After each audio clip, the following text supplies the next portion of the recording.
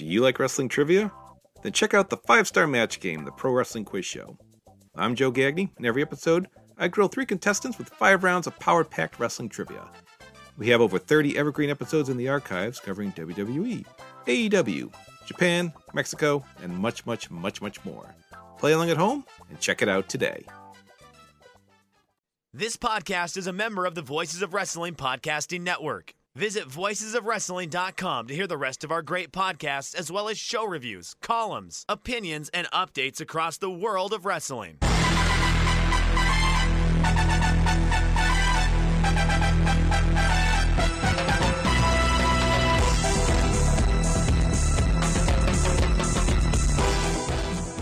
Welcome back to Open the Voice Gate, Rewind and Rewatch. This time it is May, and there's nothing better to talk about than a dead or alive show. So welcome back to Open the Voice Gate. We are members of the Voices of Wrestling Podcast Network. You can find us on the Voices of Wrestling Podcast Network feed or on the Open the Voice Gate podcast feed on all podcast platforms, applications. You can follow us on Twitter X at Open Voice Gate. If you'd like to donate to the show, click the link in the show notes. It'll take you to our redcircle.com landing site, where you could set up one-time or recurring donations. You click the red box that says sponsor this podcast. No obligation whatsoever, but we would like to thank all of our previous donors. I am one of your hosts. It's your old pal, Mike Spears.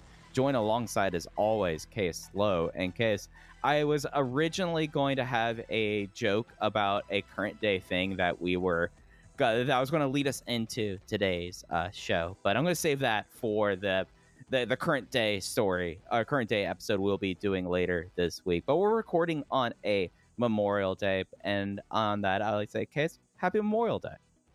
Oh my goodness, happy Memorial Day, Mike. For the people that listen to this podcast that celebrate, which I can't imagine is a ton between our international listeners and our political leanings of, I'm sure, most of our listeners. Probably not a big day for all, but a happy Memorial Day to you, Mike. I hope it's been a good day.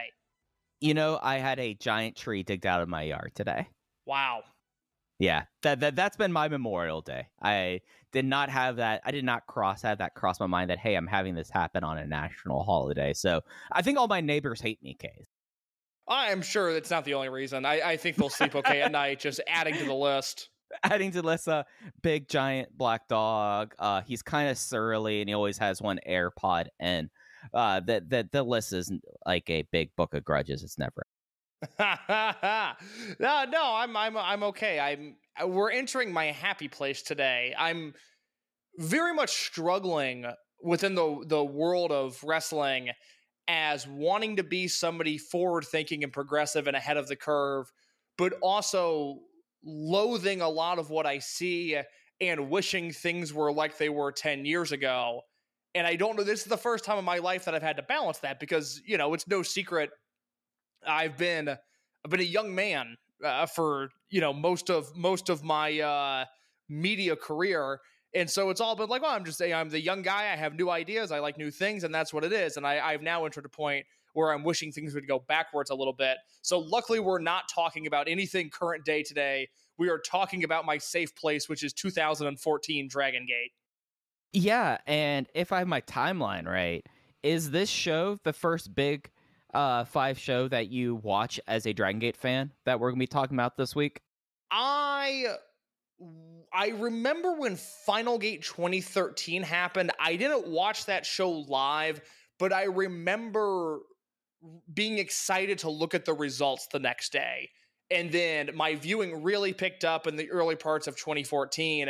And Dead or Alive was a huge selling point. But what really did it for me in terms of like, this is my thing, this is the company I'm going to follow, this is the company that I really care about, was actually the show after Dead or Alive 2014, which was that King of Gate Korakuen show that had Tozawa and T-Hawk in the main event.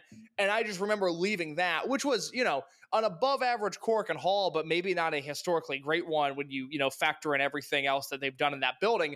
But just leaving that show and thinking like, man, this is different than anything else.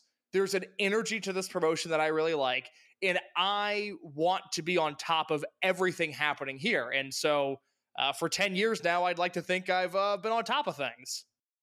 Yeah, it's kind of now we are at the point in 2024 and just in modern history case where we get to kind of now revisit this time period that we both were very much you were a newer Dragon Gate fan. I was very well cemented at this point. This was probably about about like 9 months before I started like doing content creation around Dragon Yeah. Gate.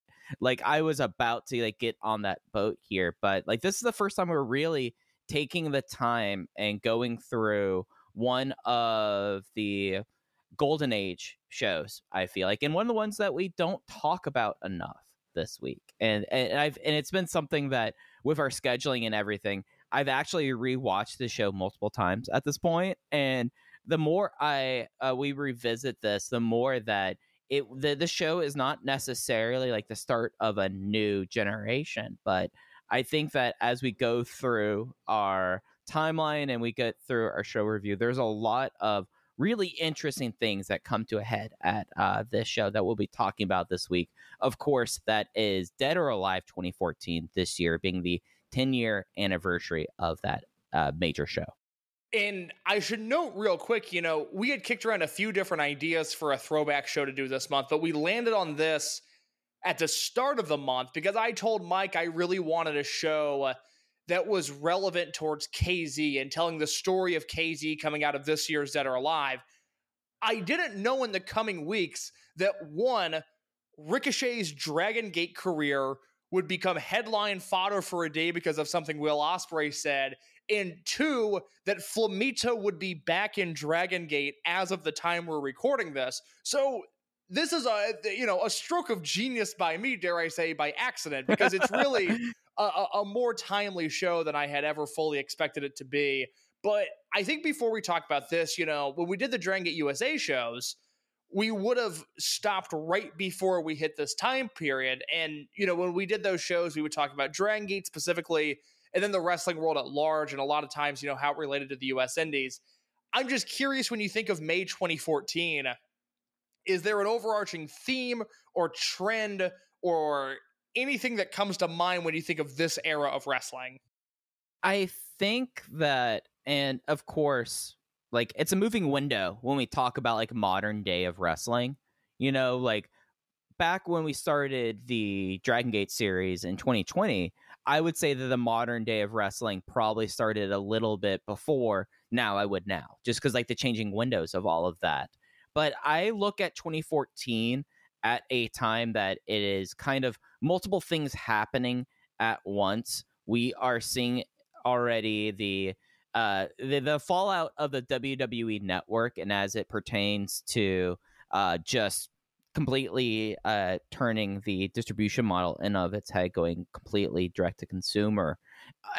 While that was happening, we had like one of those rare times that it kind of parallel worked internationally with Ustream and then up into the Nico days. And those are the kind of like the big things that like I think about the industry as of like this time, is just we kind of at this point everywhere stepped into that modern era, at least like in the way we consume wrestling at this point. I would consider this modern, whereas 2009, like we are still talking about a pre-pay-per-view era. There was no real streaming wrestling at this point. I look at this as a modern day time, and then transposing where the indies are, like we are right there, like at the start or a couple of years into what I think would have been considered the modern PWG tastemaker era that I fully believe in. It's something that I really hope people go and kind of make the decision themselves. The PWG era started a lot earlier than people want to acknowledge. Like 2014 is about when people kind of crystallize around it. But we're really, like if you're talking about where it kicks up, it's 2010. But everything's pretty much like... Oh, go right ahead. PWG is like a cool band where it's like, I don't know, 2009 through 2013 PWG is actually the glory era. And I think 2013 PWG is, in 2013 is the greatest promotion maybe ever. I mean, it's just the consistency of it outside of that World's Finest show in early 2012. the consistency is just remarkable. It's unbelievable. But Bola 2014, which is when they went back to the 3-night format, that is when it broke people's brains and it became a thing. And then the next year you had the Lucha Underground guys come in and it was more of a thing. And then 2016 you had all the international talent and it was just the more international and more and more. Started in 2015 because there still were the Euros that came at the same time. Because I was at you're right, Bola you're right. 2015. Yeah, because Zach, that's a test. That's kind of like a testament of where it was. Like people were flying in. I was by that time was in South Carolina, flying out to that Bola. Yeah, exactly. I mean, it became the thing to be at. It became, the All-Star show, for an All-Star game that at that point had really mattered, where it's like 2014. It's crazy to look at that lineup. That we should probably do I guess I should probably do a 10-year retrospective piece on that this year, because the big special guests that weekend were Zack Sabre Jr., who at the time was a junior heavyweight in Pro Wrestling Noah, and Kenny Omega. I was partner basically at that point. Yeah, exactly. And then Kenny Omega, who was a DDT guy who was a few months away from signing a contract with New Japan Pro Wrestling. Yeah, and it was a time period that I feel like you started to see, and I guess the end of the DVDs at that point, but there was still the enticement for it, or like the starting of the enticement of like, oh, Kenny Omega doesn't really get booked in the States, but you will see him get booked there, and you got to see that with Zack Sabre Jr. I mean, at that point, he maybe had a couple appearances in Evolve or a Gay Produce shows, but you had now like the incentive that's what Bola offered you, was it's the only time you're going to be able to see X and Y live, so you get your butt to Reseda, you reload everything, the PayPal page incessantly right before it goes live, because at that time, who would know how quickly it would be like, oh, you want to go see Zack Sabre Jr., you just pull up WWN Live from 2017 to 2018. We didn't know that. No, you didn't. And I think you hit on it there, which is like, I look at this period and it's why I, again, am a little dissatisfied with the current wrestling bubble, because this is when I came in and the people that influenced my taste were, Alan Forel and Dylan Hales and people of that world, people that can talk ball, that watched a lot of footage. In 2014 is really this great age of exploration, because the network launches in February of 2014. And this is when Ustream is really up on its feet. And you've got monthly New Japan shows on Ustream, which is this easy to use HD platform. It's very, very accessible. You're starting to get monthly Dragon Gate shows on Ustream. Daily Motion at this point is one, I would say, a more functionable website than it is now. I really feel like it's gone downhill. Yeah, but also, I with the state of Texas being what it is, I don't know if I legally can access Daily Motion right now. And shout out Real Hero, rest in peace, because this is when Real Hero was uploading every Noah show and DDT show and Big Japan show, and Wrestle One had just started, and all of this stuff, Heat up, all kinds of things, everything but New Japan, because even Dragon Gate was on Daily Motion and widely accessible at this point. Everything was just uploaded. There was no paywall. We were like, I'm glad you brought that up about DVDs, because, in 2014, I say this oddly enough as I'm watching 2014 Ring of Honor on YouTube in the background, but I had every Ring of Honor DVD in 2014, and Gabe was so behind on DVDs, but I had the Dragon Gate USA 2013 DVDs that came out in 2014. Like, it's weird to say this because I don't understand why it's still not true, but it was very in vogue at the time. I don't want to say cool because it's inherently uncool, but it was very in vogue at the time to watch a lot of wrestling. And that was what was encouraged in bubbles and fan spaces, and you wanted to learn more, and you wanted to learn who these guys were. And New Japan especially, between Nakamura and Okada and Devitt, because this is right around the time Devitt leaves, I know as like somebody, for me, it was just this magical existence, this place where you were just trying to learn, like, wait a minute, what's chaos? what is the G1? What's Kazuna Road? And so I look at this era a little bit with rose-colored glasses because I was just so new to it all at the time. But it still, I think there was an underlying truth that, like, hey, it was really cool to like watching wrestling, and I don't think that's the case right now. And it's a bummer because if this show happened in 2024, the one that we're about to talk about, I think people like Dave would praise it and Rich and Joe would praise it. And there would be some influential tastemakers that would like it. And I think they would be met with as much like, oh, this is cool, I have to check it out, as they would be met with like, you're a dork if you like this. Why can't we just talk about Bianca Belair again? Like, I don't know. Maybe I'm old man yelling at clouds here, but I think it was a different time period, and I kind of miss this time. Oh, it very much was such a different time period. And I think that part of this was just being frank. Like we've kind of loosely talked about piracy case, but it just was a thing that I think internationally these companies like New Japan and Dragon Gate were just very new to the idea of, oh, these people that normally we are trying to crack down on this because we're concerned about our native piracy. So we have to, our scrapers are going to knock off all of the international stuff. It was a time where like it just was like balancing that with the idea of now international fans would want to go and spend $110 for a G1 climax. Like, yeah, that was a time where it just was very advantageous. And I think a lot of it also was and rose-colored glasses or what have you, just the discourse on social media at that point. Like, yes, Twitter was as much of a shit post in Hellscape. Maybe not as bad as it is now, but like let's not get things twisted. 10 years ago, people were still like really like showing their whole ass on social media. That's not a new thing at that point, but it was still at a time period where message boards were still very much a part of the internet wrestling fan routine. Like, I know that I was someone that for most of the boards, I was a little bit young during their heyday.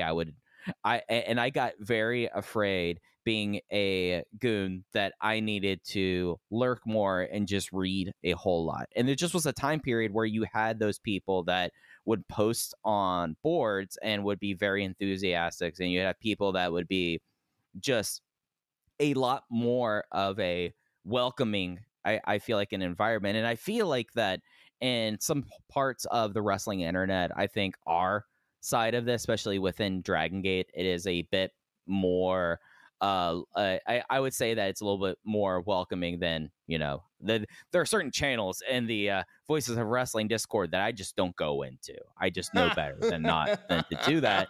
But you had like this time period that even though there would be like wars fought over closed fist punching and things like this on these message boards, there was a kind of a ability though to have that level of discourse, and people can argue about what is CIMA. Is he actually the third generation VHS copy of Gran Hamada? You're able to have those conversations where you're just not able to now.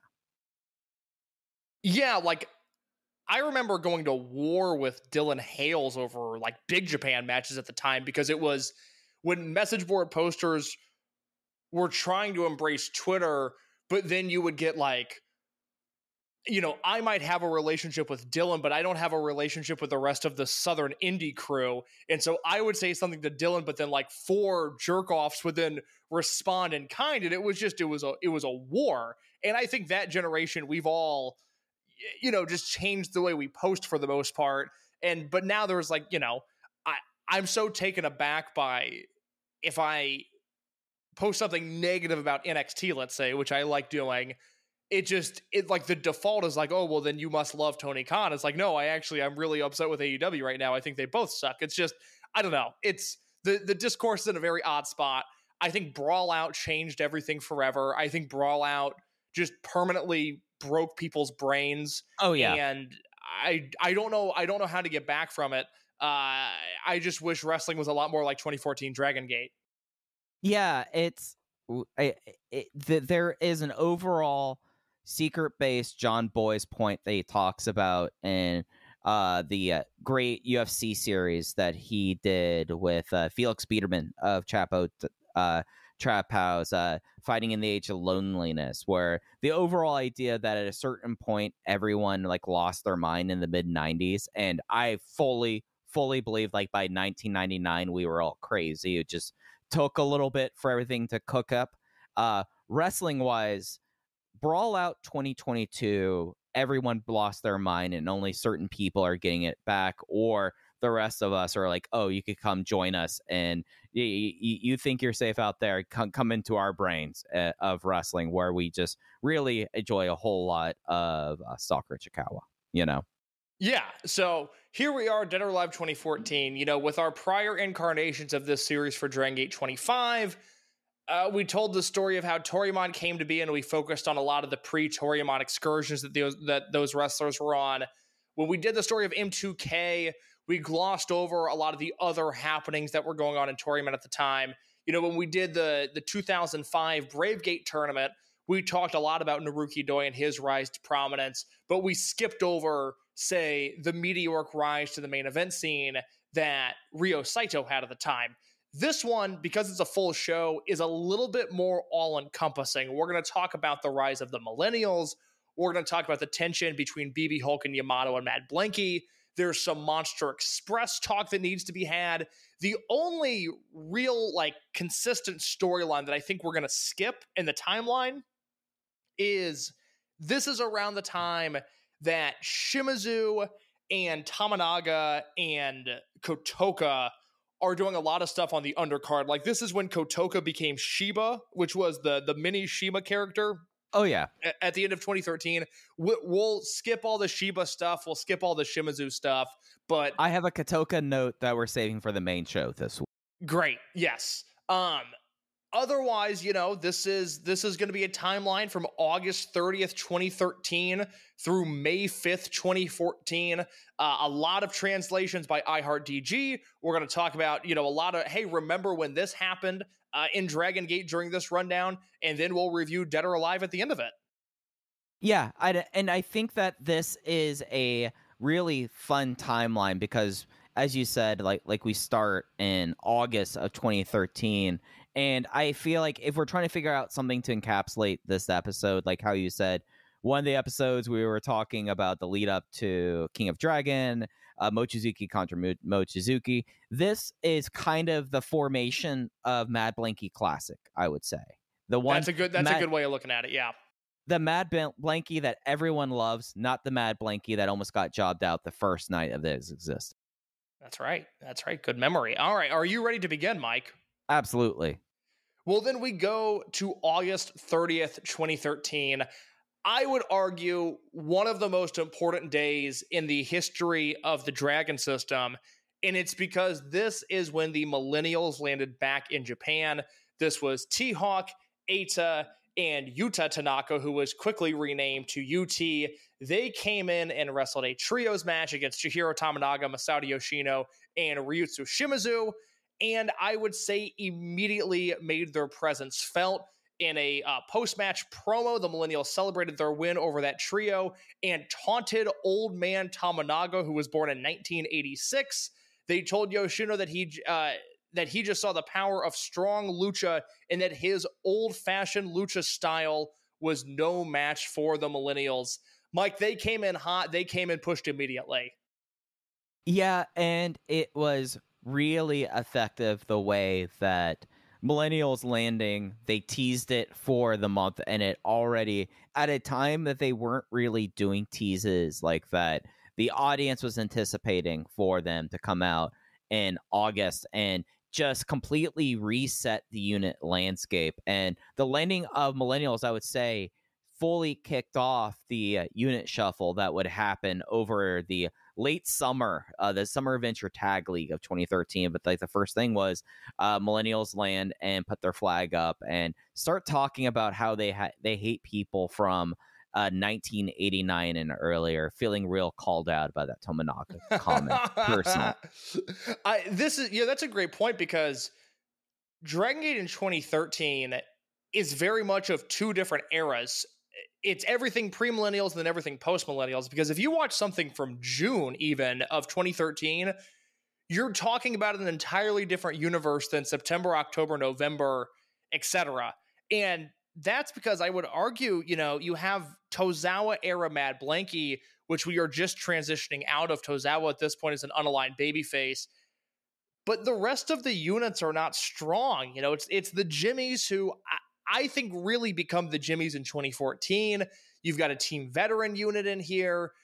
You've got Akatsuki, but it's like, this is not a strong time for units. And then the Millennials come in. They immediately wreak havoc. It causes Masato Yoshino after this match, by the way. He vacated the Brave Gate belt. He was the current Brave Gate champion. He stated that the title should be something for the new generation to fight over. CIMA appeared at that point. He came out from backstage. This is in Kobe Sambo Hall. And they set up a tournament for the next Kobe Sambo Hall shows in the month, with UT being the Millennials representative. So out of the jump here, we have the Millennials. They join, what is at this point, I think, the Dragon Gate that everybody thinks of. It's Yoshino and Doi and CIMA and Shingo and Tozawa. And then all of a sudden, for the first time, really, think about it, Mike, since 2007, maybe, with Shingo and Hulk and Kong, you had a rush of new talent that actually mattered in the promotion. Yeah, and it's worth noting that this is all in the immediate aftermath of Shingo finally vanquishing CIMA after 15 Dreamgate defenses and ending the longest Dragon Gate title reign of all time. And how that, even though by that point he was fully in team veteran and all this, it was kind of like whatever last ember of Blood Warriors in Junction 3 existed went out that night in Kobe. So everything was kind of trying to figure out what the new normal was. And I know that this is not a real big point in our timeline leading up to this. And part of that is YAMATO and Yamato's ownership of Mad Blanky and the way that he kind of takes over immediately. Exactly. The other thing to note here real quick is that Dragon Kid and Kness, who are team veteran at this point, they beat Naruki Doi and Ricochet from World 1 International to win the Open the Twin Gate Championships. We move on to September 12th in Cork and Hall. This is a Summer Adventure Tag League show.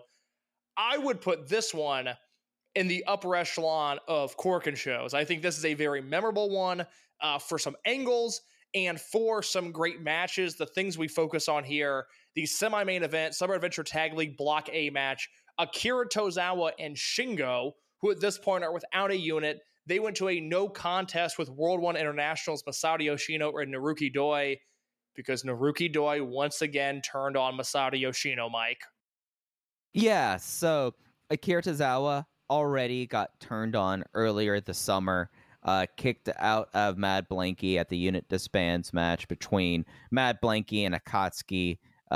Yamato pretty much goes like, this is my unit now, and everything changes from that day on for Mad Blanky. The thing is that left Akira Tozawa adrift, and adrift at a time where it was very hard for Akira Tozawa to find friends, because you don't have to go too far in the past before that face turn case when Akira Tozawa was the most utterly disliked person on the roster. So he finds Shingo Takagi fresh off of the betrayal of Yamato. At the time of this betrayal, felt like the last time that Shingo and Yamato were going to team for a long time. And you kind of had them pair up and find themselves as a tag team when they never really were a tag team before Tozawa's excursion. Even though they were in Kamikaze together, they were not the tag team at that point. So, interesting Summer Venture Tag League. You have the penultimate time. Actually, this is the last time that Naruki Doi turns on Masato Yoshino in this match. So that's crazy. You're right. Yeah, it is. Well, it's such a earth-shattering turn that happens that, like, it's because it happened again. Everyone, you turn once and you turn back and you realize you didn't want to be that way, Case. Naruki Doi is not that kind of guy. He's not about that life. He is the world's biggest hater before Shun Skywalker. That's right. I mean, this blows up World 1 International, which brings us to the main event, and then we'll kind of come full circle with everything in the post-match promo. But Yamato defeated Ryo Saito in a Dreamgate match. This is one of the best Yamato matches. It's a top 3 Saito match. It's one of my favorite Dreamgate matches. I mean, no notes. 4 3/4 stars from me. Is this one that sticks out in your mind? Yeah, especially given the fact that you have Ryo Saito at a time where the Jimmys, again, like we are pre-real Jimmy's golden age at this point. And for Ryo Saito, I don't know if it's like right here, but he's pretty much out for a long time right after this match. I don't remember. I think it's early 2014 is when he gets hurt. Okay, it just feels like he gets cycled down so fast, so hard, and I know he blows out his knee at this time period and plays into Dead or Alive 2014, but it feels like he gets shifted down real hard after this. Yeah, but this is an essential if you've never seen it. This is why, look, Saito as a wrestler towards the end of his career drove me absolutely insane. As much go-away heat as any Dragon Gate wrestler has ever had with me. But peak Saito, which was few and far between really outside of 2005. But when you got it, it was special. And this is a really special match. Recommended if you have not seen it. The post-match promo, and I'll read this directly from iHeartDG here, where they say, Yamato celebrated the win and Doi joining Matt Blanky. He called out CIMA and asked for an interesting challenger. CIMA dismissed the notion that this was an easy win. He asked if he had anyone in mind for a challenger. The great and powerful Yamato welcomed anyone dare to challenge him. This brought out Masato Yoshino. CIMA asked if he knew what he was doing with all the craziness that just happened to him. Yoshino was confident he wanted the title match. Yamato accepted, but noted that Yoshino was now fighting on his own. Tozawa and team best friends, which would have been Uha and Shingo at this point, came out, and Tozawa told Yoshino that he would never fight alone. They would second him for the title match in October, and then they moved on to the Summer Adventure Tag League because Yoshino was without a partner. The fans, as Yoshino asked if anybody would team with him, began to chant for Ricochet, but CIMA delivered the bad news that Ricochet would be returning to America after the Kanto leg of the tour. Ricochet himself got in the ring, and he recommended Yosuke Watanabe. Yoshino was hesitant at first, but eventually relented. Watanabe replaced Doi for the rest of their league matches, and then Yoshino agreed to fight alongside team best friends full-time, which meant that Tozawa, Ricochet, Sachi Hokoboy, Uha Nation, and Shingo Takagi were now a unit. They were Monster Express. Oh, yeah. This is kind of the episode about Monster Express, because I don't know, are we doing Dangerous Gate 2015? I don't think we are. No, it's well, I mean, we can always change our minds, but right now that's not the plan. Yeah, so this is going to be the Monster Express episode. And boy, I was so in on Team Best Friend at this point. I was already, Tozawa was already 5 years my favorite in Dragon Gate. But at this time, it really felt like the eating was good if you held that Tozawa stock, because you saw the disintegration of World 1 International, a super face unit that existed, did all right, but never really hit it. And then you put 3 of the big 6 into one unit, along with the most popular foreigners of their day. And Sachi gets to go because he's a good guy too. Yeah, I mean, ultimately the reason for the amount of international eyeballs on the promotion at this point was just because it was so widely accessible for free. But also, it cannot be understated how important it was to American fans to have a unit with Shingo, Tozawa, Yoshino, Ricochet, and Uha. I still think about just the camera pan of those 5 guys and Sachi all holding hands in the ring when this unit formed. How many times, speaking of forms, how many people that weren't even hardcore Dragon Gate fans, but had that as their signature on whatever form they were on, because it was these are badass wrestlers. I like all of these guys, even if I'm not a 1%er Dragon Gate diehard. Everybody just knew that everybody in this unit rocked.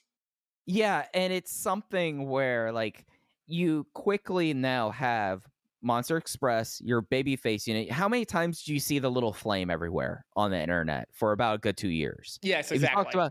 you talked about Dragon Gate, you saw the Monster Express flame, but you really, I think that like we underestimate how powerful of a super face unit this is. Just like the fact when Uha is your 5 in this lineup, and this is Uha coming back from pretty devastating knee injuries. We talked about that at during DG USA Rewind and Rewatch. You really had a huge nucleus here, and Sachi being there was always kind of like that. If you know, you know, he's best friends with Yoshino, so he had to have his best friend there too. You know, we talked about just a second ago how Dragon Kid and Kness won the Twin Gate belts. Well, Dragon Kid had a knee injury that caused them to vacate the belt, so the Summer Adventure Tag League turned into not only the Tag League, but a chance to win the interim Open the Twin Gate Championships. That tournament came to a conclusion on September 28th, 2013, when Eita and T-Hawk defeated BXB Hulk and YAMATO. They became the interim Twin Gate champions, and to this point, again, Mike, pushed right off the bat. Yeah, and I mean, you look at where their first month was, Case. It was just running through everything, I feel like, at that point. Yeah, Just I don't dominant. remember this main event, though. Do you? Because, I mean, 2014 Summer Adventure Tag League is Millennials and Jimmy's. That I remember very well. This one I don't. So, Kobe Sambo, this was televised. I feel like that this was a time, though, that I'll have to go through my recording of this episode, Coast. I think this got really chopped up because of that Brave Gate tournament. Possibly, because the Brave Gate tournament is also on this show. And it should be noted, again, T-Hawk and Eita already having this meteoric rise. UT, you immediately see where he falls in the pecking order because he loses a first-round match to the aforementioned Shiba, which was Kotoka doing Shima cosplay. Yeah, the state of the Brave Gate after Yoshino gives it up. So you have, in this tournament, they break it up. It's the 8 pieces. The holders are Genki Horiguchi, Hagme, Sachi Hokoboy, Tsubasa, Super Shisa, KZ, the former Super Shenlong 3, Yosuke Watanabe, and then, yeah, that Shiba and UT match. Not a very stiff drop-off, I would say, with the belt there. And it's coincidentally, like, talking about going to future generations, Case, who wins this tournament? Genki. Yep, making that young wrestler Genki Horiguchi. Well, you know, it's not loaded with star power, but I like this tournament because they all kind of... It was like a Lucharesu jerk-off tournament. You know, it's like Shisa and Tsubasa and Genki when he could still move, and KZ, you know, having a little bit more in-ring time, less gimmicky than he was normally able to have. Like, that Shisa-Tsubasa match is really, really fun. So... did the Brave Gate match, or did the Brave Gate title end up going to a young guy? No, but I liked this tournament. Yeah, it was unique and very kind of... This is very emblematic for 2013, especially Tsubasa being around at that time. It always felt like whenever there was a tournament for a while, there'd be one Osaka indie guy coming in, if it was Habu, if it was Magnitude, or in this case, it was Tsubasa. October 6, 2013, Hakata Star Lanes. We need to talk about one thing on this show. Deep into this card, it was the semi-main event, I believe. There was a multi-man match. It was T-Hawk, Eita, and UT against Genki, Susumu, and Saito. After the match, Kagetora and Naoki Tanizaki appeared in Kabuki-style face paint and gave the poison mist to Eita, thus kicking off a Jimmy's and Millennials conflict. Mike, can you explain to the people at home, I'll go Norm MacDonald here, explain to the folks at home what the War Paint Jimmy's was? So this is the only time where we're referring to it as Kabuki-style face paint. We call it combat mode. That's right. And that's what it kind of ended up being after this. Plays off of the Crazy Max combat mode, where sometimes units, they decide to get super serious and have to kick a whole lot of ass, Case. And when they do that, they have to wear all black, usually like work pants and a tank top, and in the Jimmy's case, they just cover themselves with paint. It was something where more often than not, it looked like that Mr. QQ, Naoki, Tanizaki, Toyonaka, Dolphin looked like a chimney sweep. It was a lot of that. It was jarring. I mean, as somebody that was, again, pretty new to the promotion at the time, the combat style Jimmys, they had a vibe and they had a look, and it was eye-popping.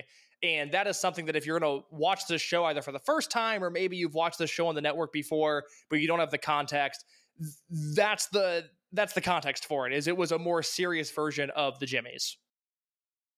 And it was really a Tanizaki thing, because Tanizaki really had the reputation of being the grungy hardcore guy on the roster, and he didn't really shake that, I would say, up until deep in the Jimmy's run. But like, I remember like he was always like, they always have him with like a barbed wire 2x4 when he was in World 1, but it was always kind of like, oh, Tanizaki lost it and went combat mode, and then sooner rather than later, every Jimmy except for I think Susumu went combat mode at one point in time. October 10th, Cork and Hall. This is October 10th, 2013. Two things to talk about here. One, there's a trios match on this show. Don Fujii, Masaaki Mochizuki, and Super Shisa versus Aichi, T-Hawk, and UT. If we were going to make the Millennials Best of DVD, which, not a bad idea. I wouldn't hate going through some footage for that. This is a no-doubt selection. This is 15 minutes of perhaps the single greatest Fujii and Mochizuki beatdown there ever was. I mean, they beat the shit. They hate those kids. They hated them. They beat the shit out of them in a way that was thoroughly, thoroughly entertaining. If you can track that down. Yeah, track that down if you can. And then main event, Yoshino defeats Yamato to become the Dreamgate champion. And I said this on the show a while back. I don't remember what we were talking about, but it's weird looking at the legacy of Yoshino, because he kind of just wasn't a top guy until he was. And then it was just like, oh yeah, of course, Masato Yoshino is who he is. He's the guy that runs the place. He is the 1A guy in Dragon Gate. And this is really when that starts, as he beats Yamato for the belt here. And it was just like overnight, Masato Yoshino went from perennial Brave Gate guy, fastest man on the planet, to like, oh no, he's the ace of the number 2 promotion in Japan. Like, of course he is. It's Masato Yoshino. And it just all seemingly changed with this match. And it's worth noting that the Dreamgate hot potatoed. You had Shingo being a 0-key champion. Yamato just got that Sairio defense. The belt lands on Yoshino and it sticks on Yoshino for a while. And it was really his real adult run in the way. If you look at his World 1 in 2010 and 2011 as more of like a prelude, because it really quickly went over. I felt like Yoshino had the belt and then he didn't. But in 2013, this was the run, and this like pretty much like the one thing I would liken it to is, and it's really, I feel like this is hard to impart, but there was the day that John Cena went from just being a guy to having it, and some people put that as like thugonomics or what have you, but it was very much like, he was hated, but then everyone's like, oh no, he's the face that runs this place. Masato Yoshino overnight became the face that runs this place, and it really, in a time period that was so CIMA dominated, and the specter of CIMA, I mean, still was over the Dreamgate title. It finally, when Yoshino wins the title in October, that's when things kind of stabilized through. I used to be able to name every single Dreamgate champion going backwards. This is the one, like him and Yamato here, is usually the timeline that gets me a little fuzzy because of the really short title run. That's funny. It's like 2006 to 2008 that really trips me up, when it's Saito and Susumu and Fujii and Liger. That's what gets me. This one I'm so locked in on, because I will always remember Shingo losing to Yamato being the thing that made Brad Garoon stop covering Dragon Gate, because it broke his brain. He couldn't believe it. A lot of people, Shingo broke their brain. Yes, that is very true. He's broken my brain in positive ways before, but I am almost alone in that instance. The other thing on this Cork and Hall show is that after the main event, they set up a key hunting Dreamgate match for November. We'll talk about that more in a second.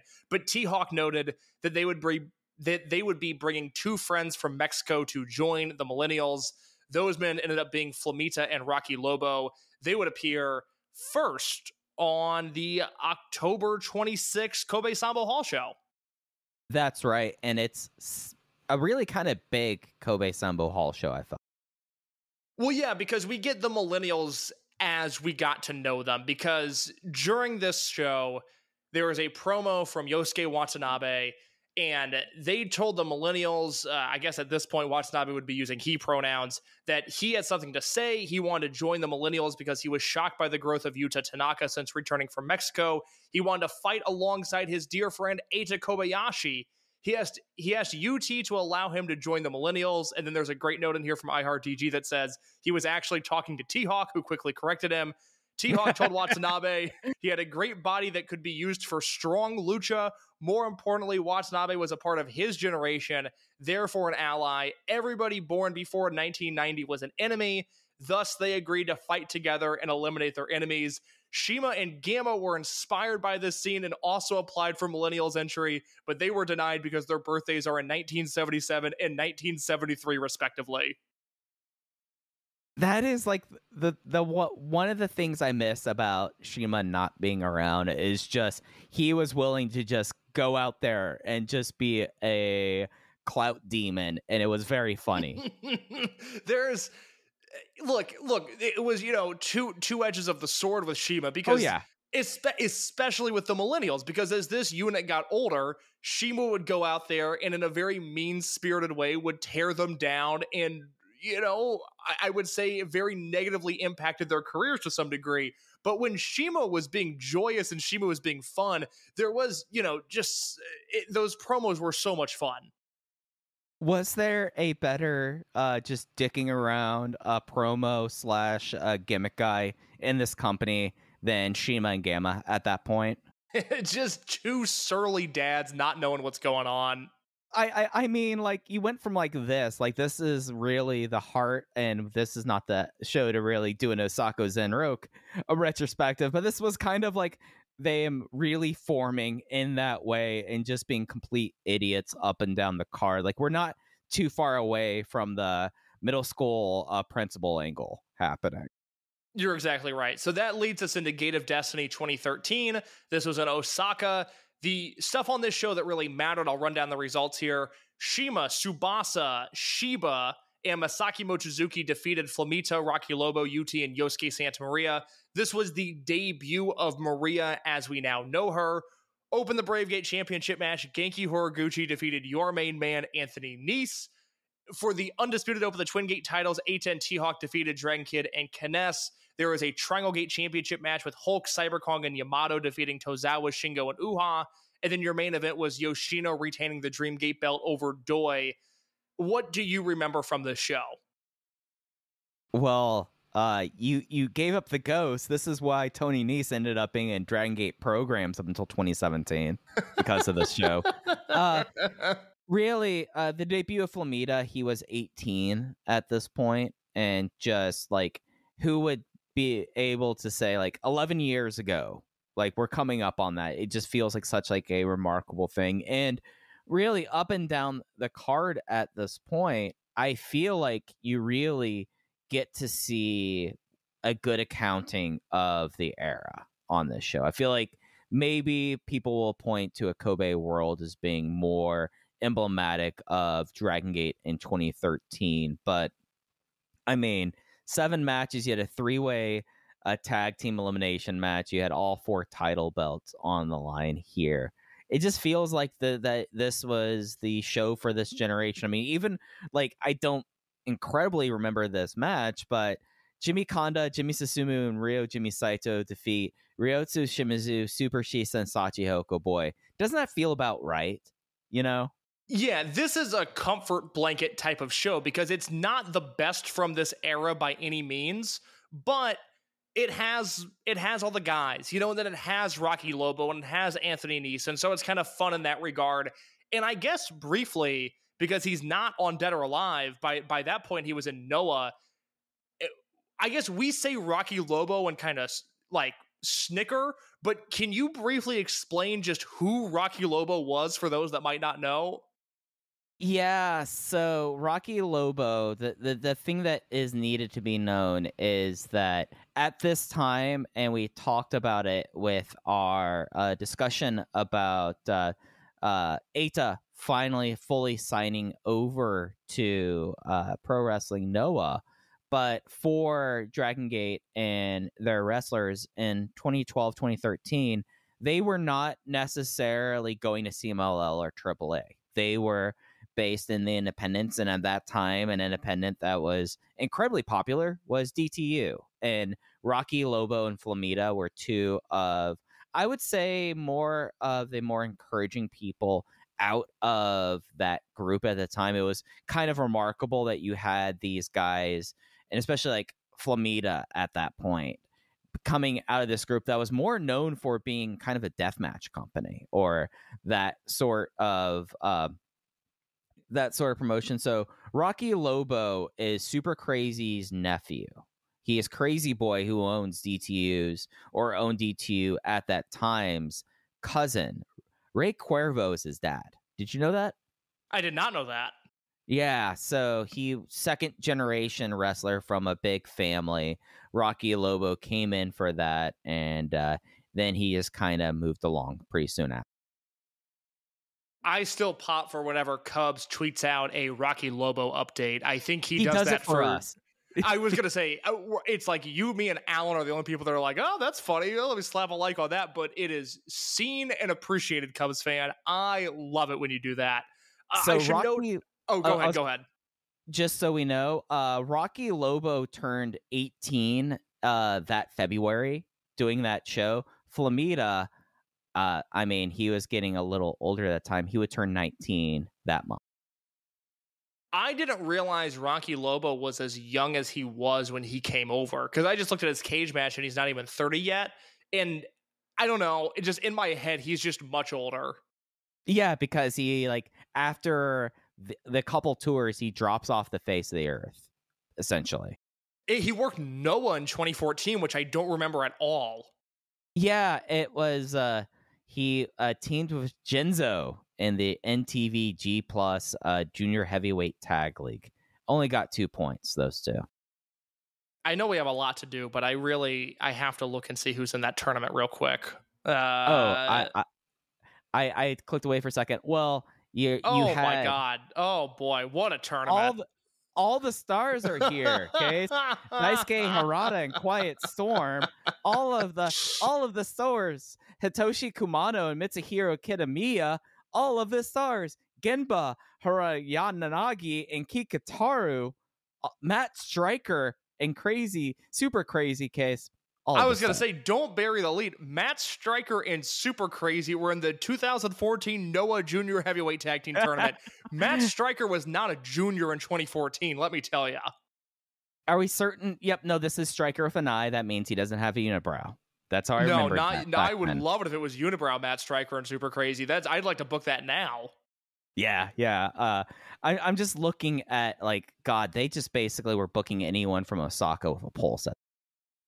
Wow. All right. Well, November 6th, Wrestling Observer newsletter, Dave has this to say about Gate of Destiny.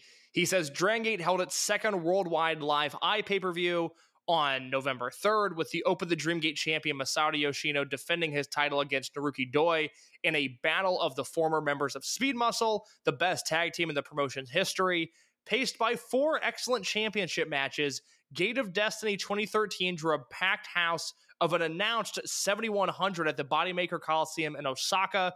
The real number, we were told, was closer to 5,000, but that's a lot better than the recent big shows in the Tokyo market promoted by Pro Wrestling Noah in All Japan. Even though it doesn't get the mainstream press in Japan of those groups, Dragon Gate is really the second most popular promotion in Japan when it comes to spectators in Japan these days, behind New Japan. And at this point, they were probably the number 2 promotion for the better parts of the last 4 years. Yes, I mean, I would say post Masawa's death, you know, Dragon Gate gets bigger, and All Japan, I mean, I don't know if they've ever been bigger than Dragon Gate has. Yeah, because at that time, and not to make this into a Russell One podcast, you have very quickly Muto moving on from All Japan. Russell One starts either 2012 or 2013. I don't remember off the top of my head. 2013. 2013. They have the first show out of anyone from Tokyo Dome City Hall, by the way. That's right. But it is, at this point, 5,000 for... And I mean, we could really do compare and contrast if we want to get real depressed. Everyone would love 5,000 in Edon Arena Osaka right now. Absolutely. Very much so. All right, well, we move on to November 7th, Corkin Hall. This is where, once again, Mike, I'm going to throw it to you to explain something. They set this up in October. We'll talk about it now. A key hunting four-way match for the Dreamgate title that would be wrestled later that evening. The participants were T-Hawk, Akira Tozawa, BB Hulk, and Jimmy Susumu. Mike, what in the hell is a key hunting match? All right, so there's a reason why we don't do these matches anymore. It's just too convoluted, not very fun. So the idea is that, of course, the symbol of the next opponent for any Open the Dream Gate champion is whoever holds a Dream Key. Well, how do you get a Dream Key? Well, back in the old days, there were a lot of different ways, and one of the ways they would do would be a key hunting match. Traditionally, they would always be four-way matches, and essentially the idea was that the Dream Key will be hidden behind one of the turnbuckle pads. So you have 4 people, 12 turnbuckle pads. What stops T-Hawk from ripping off every single one of those? Well, you get disqualified if you pull 3 and you don't have the Dream Key.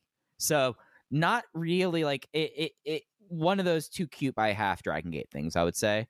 An interesting idea in theory, fits the vibe, but the match itself, like, I don't think I've ever had a key hunting match come close to 4 stars case. They're just not very interesting. It's not a gimmick match that I miss. And there's a lot of, multi-man gimmicks that they would do that I really enjoyed. This is not one of them. This led to T-Hawk getting the win. So it'd be T-Hawk and Yoshino in the main event. Again, we're talking about the Millenials just continuing to dominate. This T-Hawk Yoshino match. So they've got 3 singles matches. There's this one, there's World 2015, and there's World 2017. You and I are in agreement. World 2017 sucks. That's a bad match. World 2015, I think I am much, much, much higher on than you, and I love both guys' performances in that match. This match, Corkin Hall 2013, this is a great match. This might be the Masato Yoshino magnum opus. This is like him wrestling a broomstick, and T-Hawk was still very new. This was the biggest match of his life at this point. It's not a knock on T-Hawk. It is just amazing what Masato Yoshino gets him to do, because T-Hawk was not ready for this match. Yeah, and that was kind of the point of it, because one of the big through lines from 2013 until 2018 is Dragon Gate trying to make T-Hawk into a thing. Mm-hmm. And we're going to get to a lot of that in 2014. Boy, howdy are we. But, I mean, he only lands back in Japan 3 months before this. Mm-hmm. Like, we have to keep that in mind when we talk about this match. And at this point, he is not the quickest to a Dreamgate match. Yamato beat him to that. But he was seen very much like this is like, oh, T-Hawk got into this. He entered the key hunting 4-way, and everyone's like, okay, yeah, maybe Tomahawk gets there. We'll see this. And it's like, oh, T-Hawk did it. And then Yoshino basically wrestles with a potato sack and gets a 3 3/4 stars match out of it. See, it's like a 4.5 star match to me, but it's literally Yoshino wrestling a pillow. It's unbelievable what he does. It might be the single greatest Masato Yoshino performance there is. It's just like, I think these two guys have awful chemistry. I really do. And it's Yoshino doing what all he can. Like, luckily, Corkin always up for these kind of matches. And really, if a young guy's getting an opportunity, you do it in Corkin Hall. There's a reason why they've done that for 25 years. But it just, like, yeah, 2017 was bad. 2015 was the best one out of them, I feel like, by far. And I just don't think those two really had it, because it was always dead in the eyes T-Hawk with Yamato or Yoshino, who's not necessarily the most emotive guy also. And it just, boring. So we move ahead a month, December, Cork and Hall. This is December 5th. Only thing to talk about here, main event, after a number one contendership one-night tournament with the Millennials win, they beat Mad Blanky. So Eita, T-Hawk, and Flamita, not UT, but Flamita, they beat BB Hulk, Cyber Kong, and Yamato to become the Triangle Gate champions. That takes us to Final Gate 2013, which, again, not a super great show. This was Genki defending the Brave Gate belt against Shiba. This was a three-way 9-man elimination match with the Jimmys defeating both the Millennials and We Are Team Veteran to win the Triangle Gate belts. Tozawa and Shingo beat Doi and Yamato to win the Twin Gate belts. And then Yoshino defeated BB Hulk to retain the Dream Gate title. Like I said at the top of the show, I remember being really excited to look at the results for this show and then watch it. Not one I watched live, and not a show that I've watched since early 2014 when I watched it the first time. Yeah, I couldn't tell you. I definitely watched the show live, guys. For sure I did. Real statement of kind of how things were going. You had, of course, Flamita and Rocky Lobo here. They're the only foreigners at this point, and it kind of becomes sort of an issue with Monster Express, I would say. Not at this point, because you had Tozawa and Takagi start one of the sleeper best Twin Gate runs in company history, but a real issue with Monster Express is it becomes just Shingo, Tozawa, Asachi, and Yoshino whenever the Americans aren't around. And it was kind of felt here because Dragon Gate, historically, the Westerners go home for Christmas over Final Gate. And I feel like you felt that here a lot. Yeah, no Ricochet, no Uha, just, sort of a flat show. And I would say, I don't mind the chemistry that Yoshino and T-Hawk had. I don't think Yoshino and Hulk ever had really great chemistry with one another. Especially heel Hulk. Mm-hmm. Worth noting, Takagi and Tozawa beat Yamadoi, but not Yamadoi as everyone knows it now. Just to be clear, that was a real quick Mad Blanky Twin Gate run, as we laid out here. Yeah, I would like to go back and rewatch that because I don't remember it, and I would like to know if it's good or not because I really don't have any. I mean, I'm sure it was fine, but I'd like to know. It was Final Gate, so you never know. Actually, you want to know how we know that this was not a great Final Gate? Do you see who the big guest is on this show? Bats and blah blah. Back up. Oh yeah, no, that's no good. Yeah, that tells you all you need to know, right?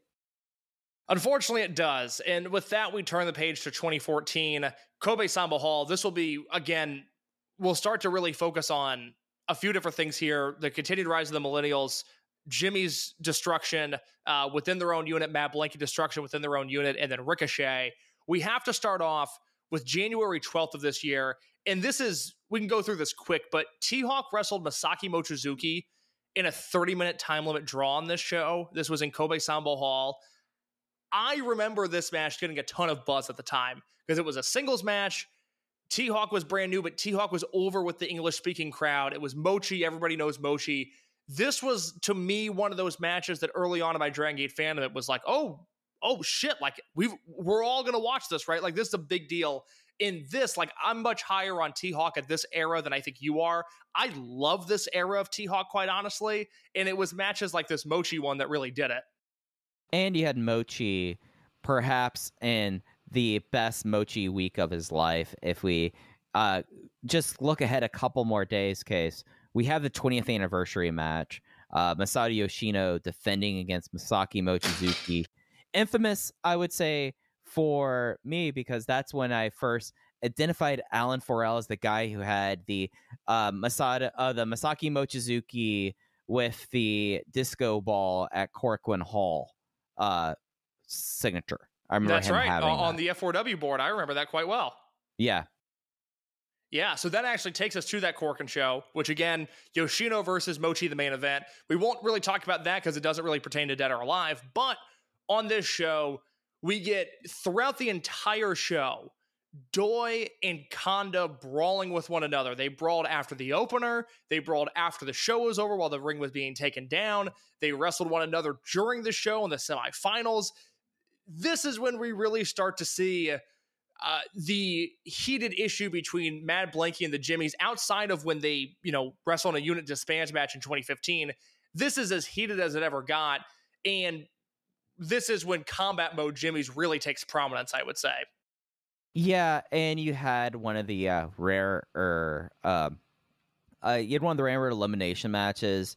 This was Uedo rules, which was a special kind of staggered entry, and then you also have eliminations that go back. Everyone sits in the bleachers. This was really heated, and this was I feel like, for a era that had a lot of wacky elimination matches, this Uedo I feel like is one of the last like major crazy Nanawa style or Uedo style elimination matches.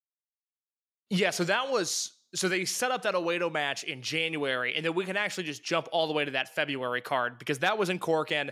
You're right. I mean, this is kind of one that I need to go back and rewatch because if I remember correctly, all the Jimmys are in combat mode, and then it's Hulk, Kong, Doi, and Yamato, which is, not the classic Mad Blanky lineup, but pretty damn close. I mean, this is when Cyber Kong was in particular very, very useful.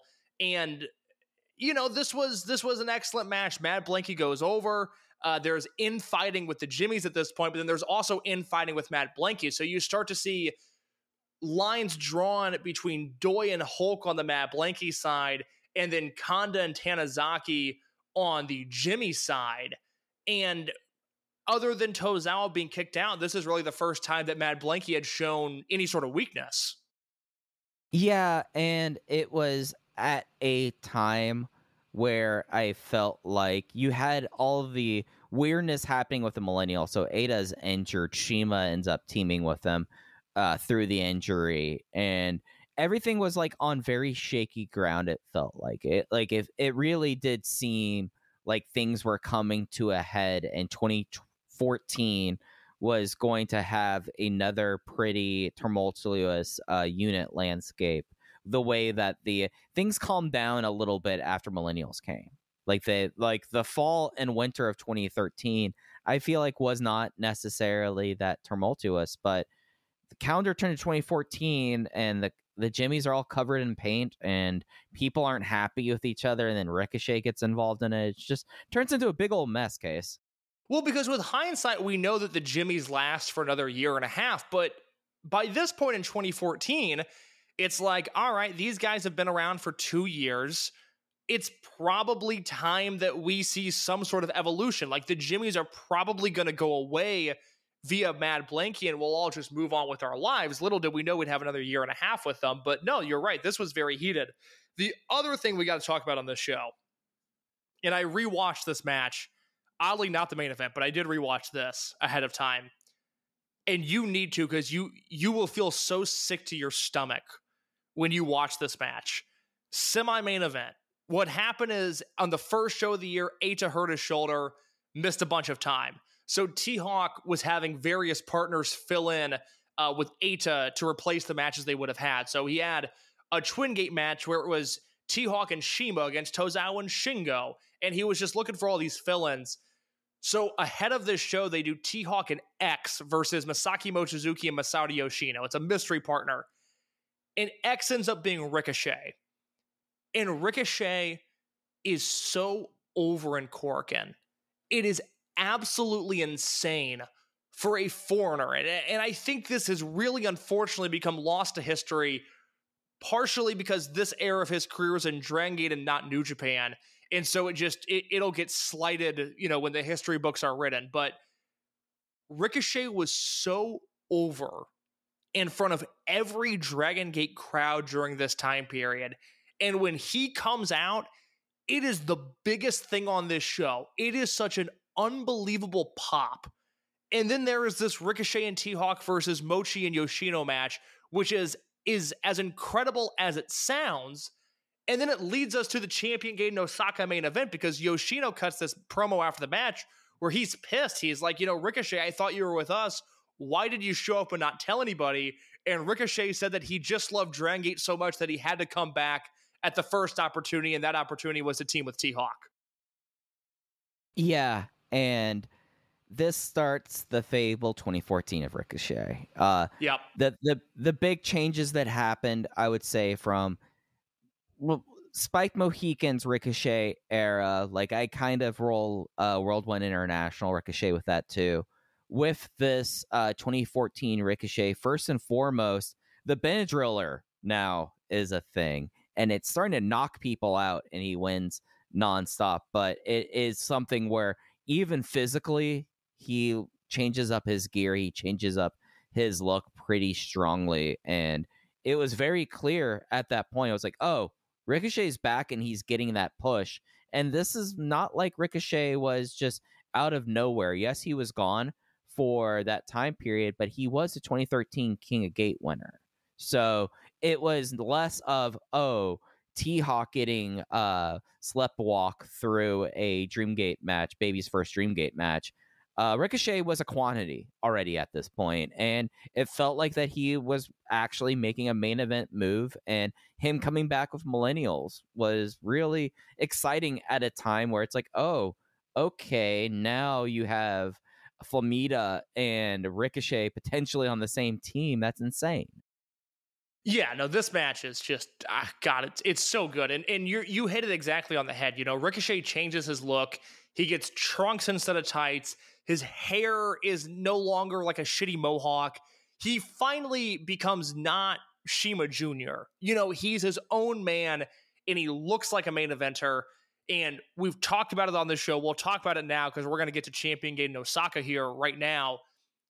If you weren't around for 2014 Ricochet, it is hard to explain just the overwhelming success and the overwhelming presence that this guy was in the entire wrestling world. He felt like, outside of 2014 WWE, which would have been, I guess, like The Shield and John Cena, like he felt like the biggest thing in wrestling. Yeah. I mean, he was everywhere.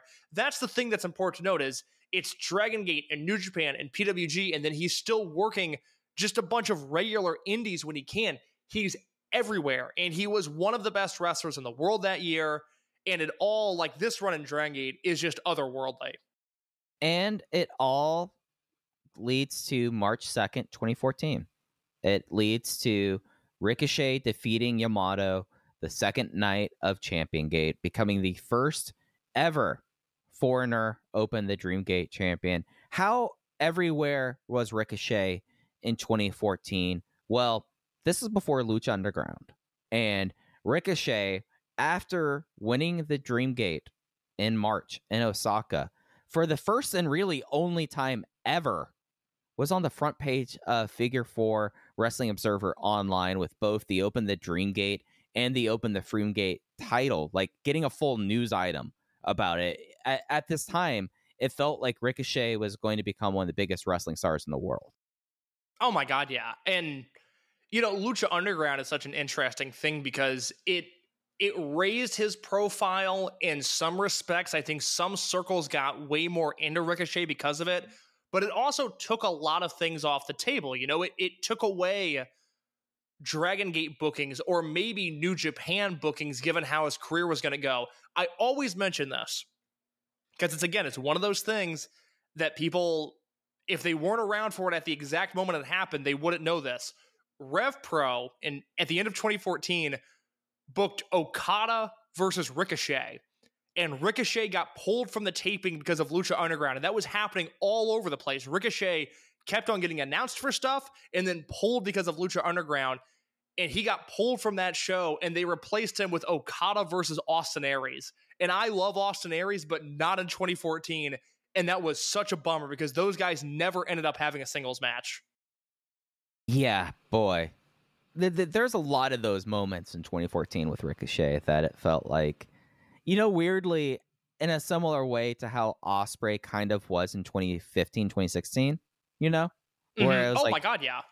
Where it's like, oh, Ricochet is going to stop by at St. Louis Anarchy or something. And it'd be like, oh, he's going to face ACH, and it's going to be the match that puts ACH on the, just will make him in the area, and then Ricochet had to go do Lucha Underground things. It just and after that, the difference between 2014 Ricochet and like 2016 or 2017 Ricochet, because both are great, but his body was still capable of doing all the crazy Ricochet stuff. This is really when his mind and his body synced up perfectly, because 2011 Ricochet, his body's there but his mind isn't. 2017 Ricochet, his mind's there but his body's gone downhill, and that's when you start to get like, okay, there's New Japan Ricochet where he tries really hard, but if you're going to see him on an indie show, he's probably going to be dancing, he's probably going to be in a tag match, he's not going to take things super seriously. 2014 Ricochet, it's the apex of his career, because everything just came together, and it was Dreamgate, it was Super Juniors, it was Bola, it was Lucha Underground, it was all of this stuff, and he was at his maximum power at that point. It was wild. There was no one, even at the peak of Joey Janela Spring Break GCW Indies, that permeated in a way that he did as a independent international wrestler. Like, it's very hard to I in these series, I very much always try to be like, oh no, I hate saying the phrase "you had to be there." There was a part of Ricochet in 2014, like, that was not preposterous that him and Will Ospreay would have that dumb Pro Wrestling is Art t-shirt, because he was someone that was breaking people's minds on a weekly basis. And really, like, as you said, like, I think it was perfect. Like, everything locked into place for him at this one very short time period. Yeah, very much so. So we're going to speed through some of these notes here because I want to get to Dead or Alive. But anyways, after that main event, Monster Express was at odds with Ricochet because he went a team with T-Hawk in February. Tozawa confronted him after the main event and was like, look, what's it going to be? Are you a millennial? Are you Monster Express? What are you?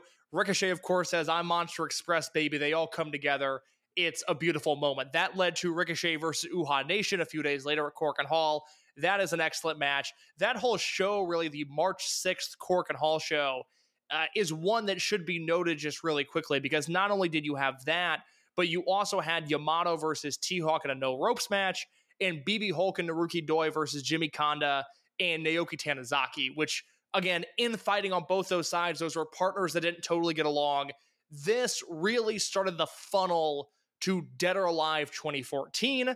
At that point, you also have Memorial Gate, which, weird because, by this point, or at this point rather, Memorial Gate is only a DVD show. It's not something we watch in the moment. It's something that's out there now. I went and watched a lot of this show in preparation for this episode, stuff I had never seen before. On that show, Flamita beats Genki for the Brave Gate belt. Eita, T-Hawk, and UT beat the Jimmies for the Triangle Gate belt. And Tozawa and Shingo retain over BB Hulk and Naruki Doi, because guess what? BB Hulk and Naruki Doi can't get along. Don't you hate to see that? I know. This BB Hulk guy, he's wrong place, wrong time. It's such a bummer. I'm sure nothing bad will happen to him in a month. But before we get to the show where obviously nothing bad would happen to BB Hulk, Dragon Gate sets up the cage match. And it was a 6-way cage match with scapegoats. So you were not only at risk of losing your hair or your mask, but the person on the outside was also going to have risk. So it was initially CIMA and Dragon Kid, Masato Yoshino and Sachihoko Boy, Naoki Tanizaki and Kagetora, Jimmy Kanda and Susumu, Naruki Doi and YAMATO, and BB Hulk and Cyberkong, with the first names mentioned being the ones in the cage and the second names mentioned being the scapegoats. On a house show a few weeks after that, they would do basically a redo where the first two guys to score a pinfall in the 6-way match would get out of it. And so that's what ends up happening, where, Kagetora and YAMATO win the match. They reshuffle the scapegoats. All of a sudden, it's still CIMA and Dragon Kid and Yoshino and Sachihoko Boy. But now it's Naoki Tanizaki and Genki Horiguchi, Kanda and Susumu, Doi and Casey, and Hulk and Cyberkong. I know I sped through that, but does that roughly make sense of where we're at here, Mike?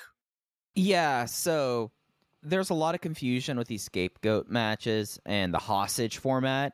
This year was not the one where both of them were on the line. It was just the scapegoat. hostage. Yep, Yeah. just the scapegoat. This is when GM Yagi kind of lost his mind at the cage match for a couple of years. That is a very, very apt thing to say. I would say he lost his mind with this. So that leads us to a cage match. And again, this is what's worth noting here, where you have CIMA, who is essentially a neutral party. He's not really at odds with anybody. You have Masato Yoshino. Again, Monster Express is doing bigger and better things. He just wants to protect Shachihoko Boy. Naoki Tanizaki and Jimmy Kanda, who are in the same unit and hate each other, and they want to protect their guys. And then BXB Hulk and Naruki Doi, again, same unit. They hate each other, and they want to protect their guys. So the interesting thing that you had about these pairings, Hulk and KZ at this time were a bonded pair tag team. This is when North Tribe really started up, and KZ was very despondent that he was not getting Hulk to defend it, and then it was Doi instead, because he knew what was happening between Doi and Hulk at that point.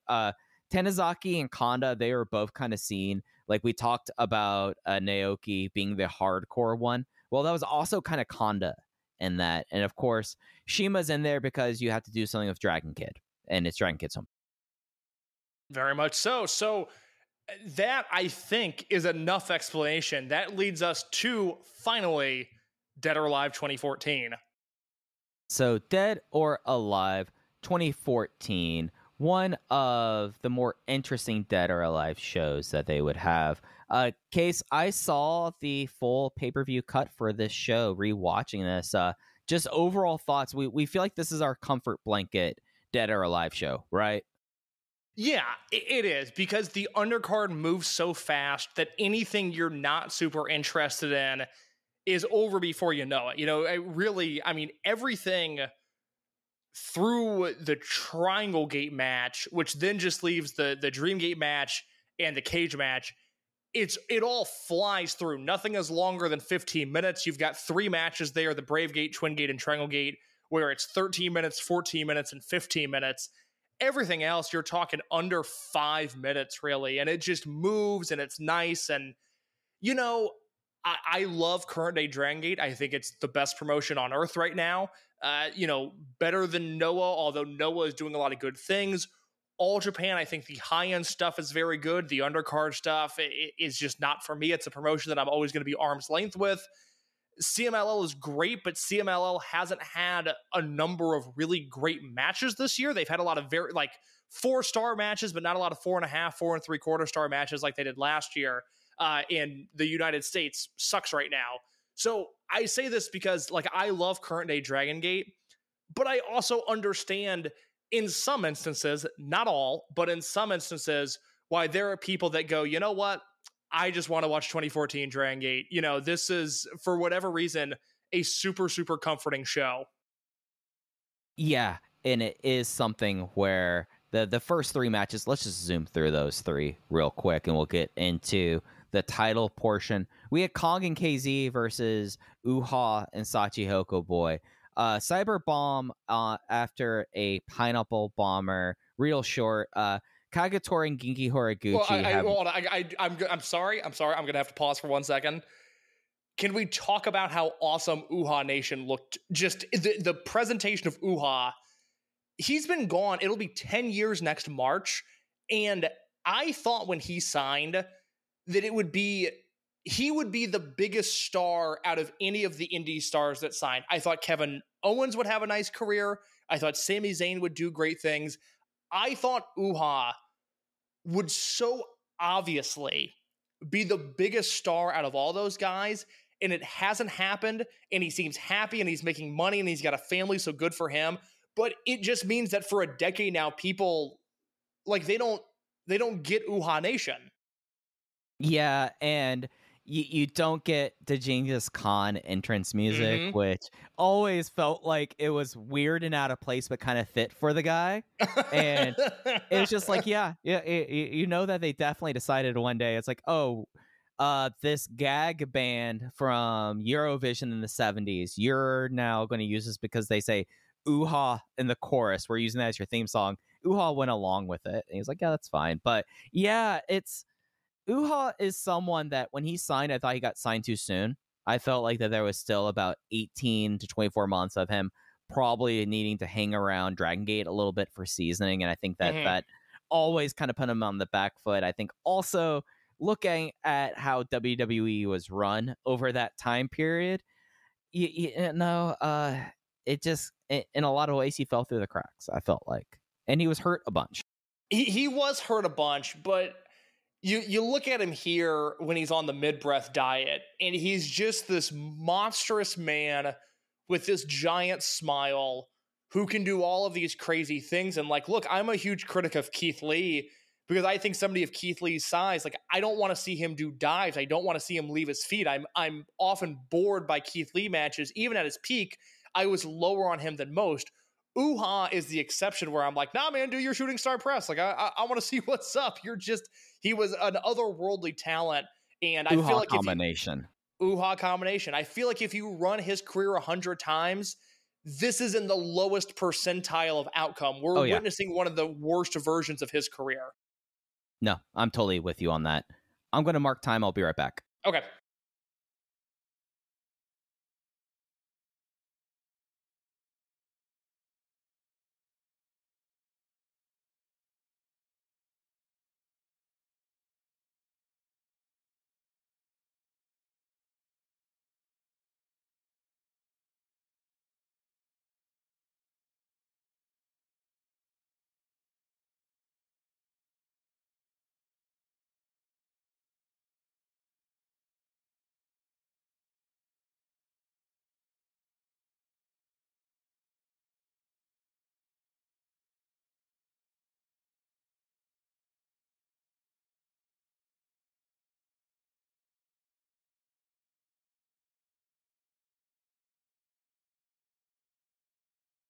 All right. Do you want me to pick up with second match and get through the quick stuff? Let's do it. All right. Yeah, and Ooh-ha really, it is something where he leaves the company. He was part of the summer intake in 2014 for NXT, right? Like, he didn't make it. I don't think he was at Kobe World in 2014. Was he? 2015, because so he does a lot of Dragon Gate in 2014. And then he gets picked up by PWG at the end of the year. I think he does 2 PWG shows. And then they cycle him through Champion Gate, where he wrestles Hulk for the Dream Gate in 2015.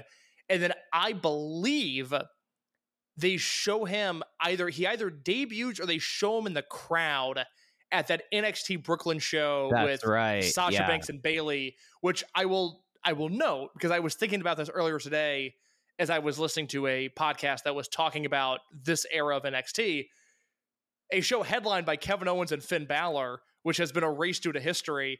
And it should be noted that Triple H did not have his finger on the pulse and chose to main event with that and not Sasha Banks and Bayley. I digress.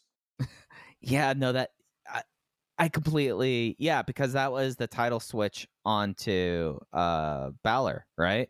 I think it was a ladder match, and I don't know if it was a rematch from when Balor won or if that was just when Balor won, but that was the main event, and that has been erased to history, and it bugs me just for some reason. Yeah, well, a match that I kind of wish would be erased to history, Jimmy Kagatora, Genki Horiguchi, H.A. Jimmy versus Gamma Dio and Yosuke Santa Maria. Kagatora got us out of here for Kaganui, but Gamma and Yosuke Santa Maria was not the time period of Maria I was hoping we were going to revisit on this show. Yeah, this was always bad. I never enjoyed this version of Gamma. Not something for me. Yeah, and then we had a special singles match, Stalker Ichikawa going one-on-one with Case, your main man, Tatsumi Fujinami, who wins in 1 minute and 49 seconds. This was fantastic. Fujinami is my guy, one of the 5 greatest wrestlers of all time, and he does one of the nastiest dragon screws I have ever seen anyone do in this match. It's so fucking mean. He looked really young in 2014. It might be because when I see him now, I think he looks awful, but he looks pretty good here. Yeah, he moved around okay. I mean, you're right. It's been a tough 10 years. He's got a team with his son, which is a chore for anybody. In 2014, he's just doing tradition and loving life.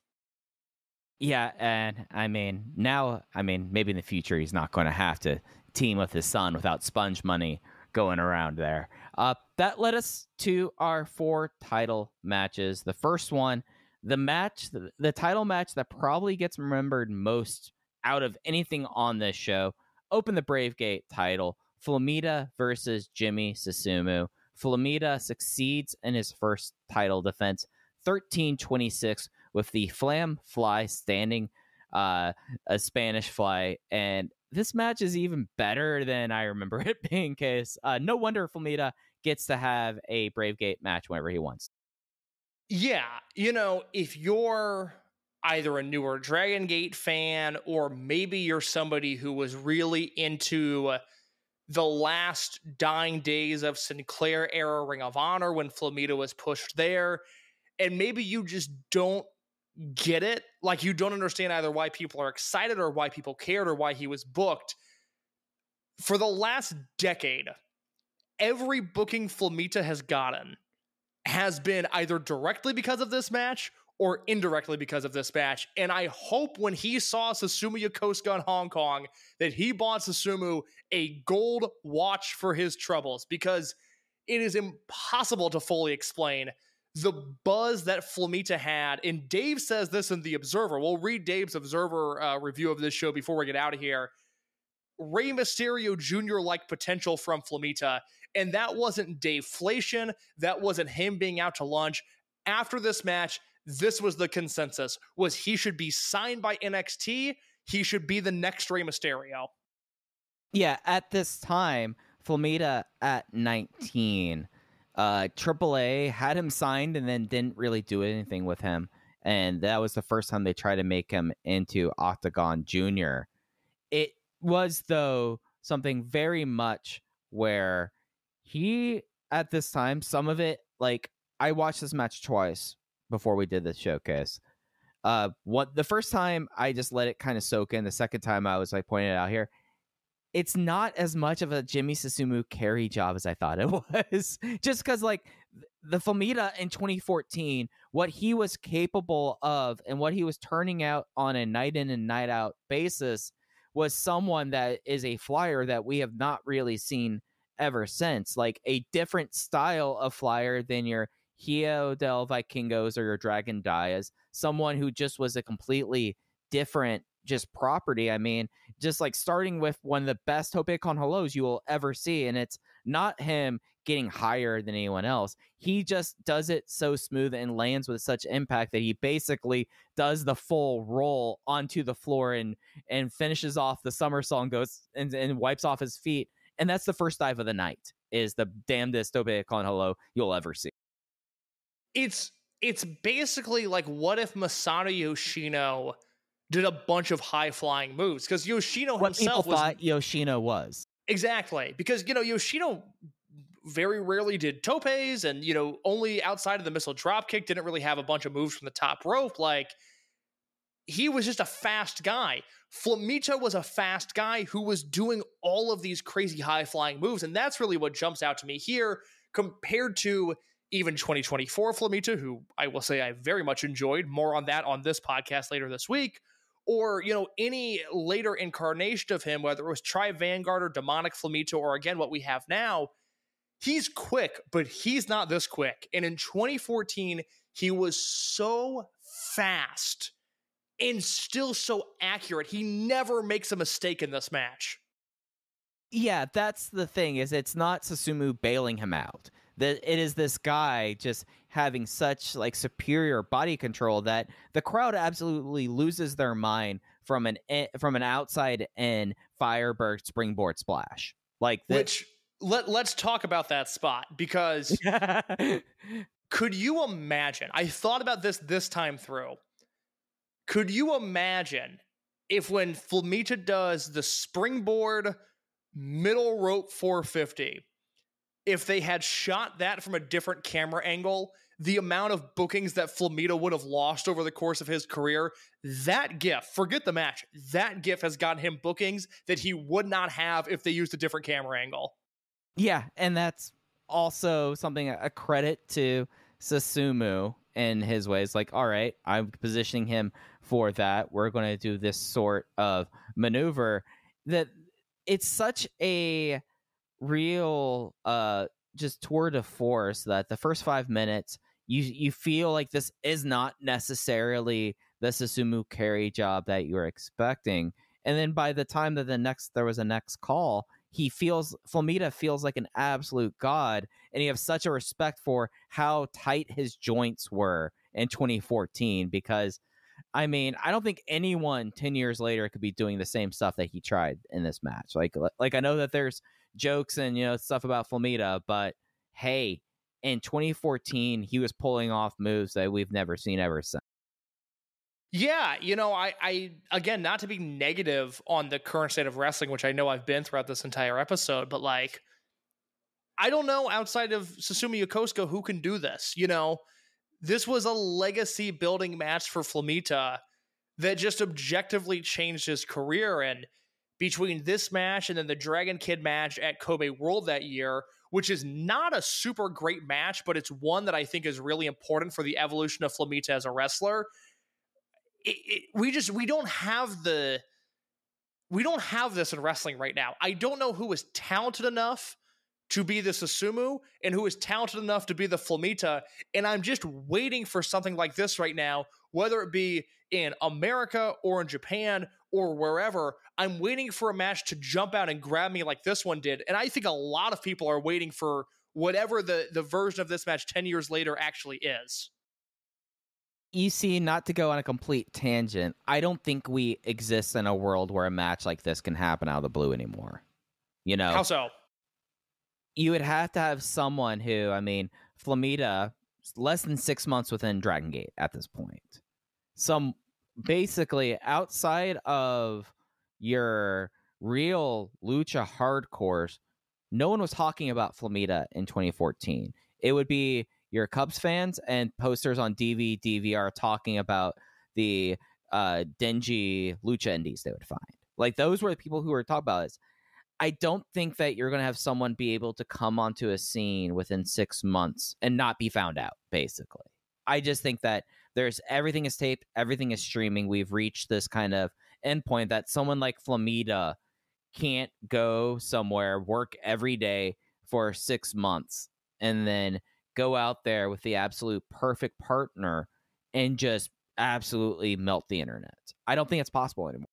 Well, I don't know, because you think about all those kids from Atlanta that got picked up from AEW during the pandemic. Like, we didn't know a Will Hobbs or an Anna Jay. And, if they had the prodigy like aspect that Flamita had, there's more out there. There's a larger world that we don't know about.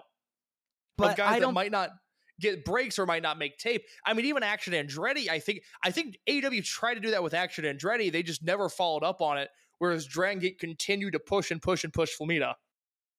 Yeah, and I think that there is a thing that within the United States it's kind of impossible, because you have that debut when the Action Andretti has, and there's just absolutely no follow-up. What Flamita got was like, hey, you're coming in here, you get the Triangle Gate belt, we build you up around that division for a little bit, but then really by the time people are paying attention, and let's be honest here, there were only certain shows that were streaming live at that point. There weren't people like us, frankly, who were in the moment able to go like, hey, Flamita's getting really good. You were only able to see what would be on Ustream, which at this point was not everything, and then waiting for the Infinity uploads. And the Infinity uploads at this time were greatly hit or miss according to what they were taping and who was the producer on if it was going to be a full show or if it was going to be chopped to shit. So it kind of created, in my mind, a supernova that's just very hard to replicate. I don't see the conditions replicate. The two things that come to mind as possible historical equivalents for this that have happened after the fact. One, would you say that Daya versus Takuma Fujiwara from Champion Gate might be the closest that Dragon Gate has got to this ever since? Yeah, because you have this match that has someone that no one really heard of before then. And I mean, Daya also was not nearly the kind of name. Just kind of come out there, have the opener, be put in a position that just kind of to just destroy. That's like the closest thing. But I mean, we're talking about a match there that was 4 1/4, very good. And this match, very close to as close as a 5-star Brave Gate match can be, you know? Like, I mean, not a 5-star match, but I just don't know if it's replicable. It's just I think if Fujiwara's career had panned out differently, I think we'd look a little bit more fondly on that match. The other one... That's fair. The other one that I'm curious about, and I don't have enough knowledge of the UK scene at the time to fully say this, but I wonder if that first Seidel Ospreay match was basically this for Ospreay, because I think that's the first time I heard about him, and I think he got a bunch of eyeballs on him on that one. And then obviously they did the 2 out of 3 falls match a year later, which was, you know, a big Ospreay match. That might be a historical equivalent. I would love for anybody listening to think of some historical comps for Flamita and Susumu, and just worldwide, if there's other matches like that. I think that's an interesting exercise. Oh, absolutely. So yeah, no, the UK scene and the way that Ospreay came on, like that's a good one, I feel like. Yeah, that feels similar. I mean, that was, you know, it's a very similar situation. It's a veteran wrestler in Seidel. It's a young flyer in Ospreay. Ospreay's profile was undoubtedly widened by that match. That feels like I have my timeline right to where that would be such a big one for Ospreay. No, I'm with you on that. After that, did you have any more Flamita Susumu thoughts? It's really awesome. I mean, if you've never seen it, you need to watch it. And if you haven't seen it in a while, it's going to bring a smile to your face. It is really worth revisiting, and I guarantee it's a match that sticks out a lot more in 2024 revisiting it than it did to me in 2014. Very much so. After this, we had the Open the Twin Gate title. Takagi and Tozawa from Monster Express defending against Mochi Fujii. Tozawa gets the package German on Mochizuki to win. I forgot how spiteful this feud was. God, Don Fuji never liked Akira Tozawa and never respected him. No, this is like the underbelly story of 2014 is Mochi versus Tozawa, because you have this version of it here where they have this tag match, and then later on in the year when Dia Hearts forms, you get some really heated Dia Hearts Monster Express matches that have just kind of been lost due to time, but this has the added bonus of, yes, you get the Mochi and Tozawa stuff, but then, like you said, you also get the Fujii and Tozawa stuff here, which just gives it a totally different layer. Yeah, and it is definitely something where I think the only time that Don Fuji had a kind thing to say about young Akira Tozawa was at Gate of Destiny in 2016 when he knew he didn't have to work in the same company as the guy anymore. You know? That was it. But God, this was just a spiteful, angry, mean tag. Mochi Fujii really putting in the work there. And it made me kind of want to take a step back. Takagi and Tozawa, I know I'm very high on this tag team. I always point to them versus T&E happening later this year as one of the best Twin Gate matches in Kobe world history. Where do you kind of come down with Takagi and Tozawa? They aren't necessarily a champion team that I feel like gets talked about in the same rarefied air as your CK1s or your Yamadoi. Well, this reign is awesome because, you know, you've got this match, you've got the Hulk and Doi match from Memorial Gate, which I just watched and really enjoyed. And then you have the Kobe World match, which you and I talked about last week when talking about Eita. I think it's one of the best Twin Gate matches in company history. The problem this team has historically, compared to a Speed Muscle, or even Susumu and Kagetora, or really even T-Hawk and Eita, is this is their only window. You know, they team a little bit in Kamikaze, but it's not the same. But once they're done, they're done. Right, yeah. And that sucks because they were such a good team. Yeah, because like you even had how Nesca came back and got a second kind of turn at the till in a way that just never really happened with Takagi and Tozawa. But it's this match. I think it's the second best match on the show, probably. I would say. I have it third because I really, really liked the Dreamgate match this time That's around. fair. I liked it more than I first watched it. This one is odd because it's a 14-minute match, and the first 8 or 9 minutes are pretty slow. Now it's compelling, it's physical. I don't lose interest, but it's pretty slow for a Twin Gate match. But then once it goes, and it never stops until the finish. And that, it's worth it for the last 5 minutes. If you can stick out that early portion, the finishing stretch will blow your mind. And I would say it's fun seeing like Mochizuki versus Tozawa and the way that Mochizuki visibly sells with his face. Tozawa, especially on the finish here, where he's basically yelling out in anger that he's caught with this move. It's not that he's like knocked out. It's just that he's like, this punk got me. I hate that I'm caught here. And it just rocks. And Tozawa tries to go for respect knuckles, and Mochizuki's not going to do that to him. Never. I think you and I both agree that 2014 is peak Ricochet. Is this era of Tozawa the best era of his career? Man, because it's either this or in this company you're talking about the Bravegate run, the Eternal Champion. Well, it could be Bravegate, could be Blood Warriors, could be his US indie run, could be a lot of things. For me, I think I put the indie run by itself because it's its own unique kind of thing that it can't be replicated nowadays. It's just not that kind of wrestling world anymore. Monster Express Tozawa might be my favorite Tozawa. I would say that, at least for me, as much as I loved coming in and being an absolute dickhead Blood Warriors Tozawa, and I'm one of the few defenders Tozawa Juki, this is his best time period, I would say, by far. I agree. It's really, really good. It's the millennial stuff. It's the Mochi stuff. It's the Diahard stuff. And then the Mad Blanky stuff, which again, I don't know if there's a standout Monster Express Mad Blanky match. It's a little bit like RED and Masquerade, where you might not have the one singular match you can point to, but all of their matches are somewhere between 3.5 and 4.25 stars, which is really enjoyable. The only knock against this era of Tozawa's career is that, do you remember at the start of 2014, he dyed his hair back to being jet black instead of blonde? Oh, yeah. Mm-hmm. I hate that. Akira Tozawa is and forever should be a blonde-headed man.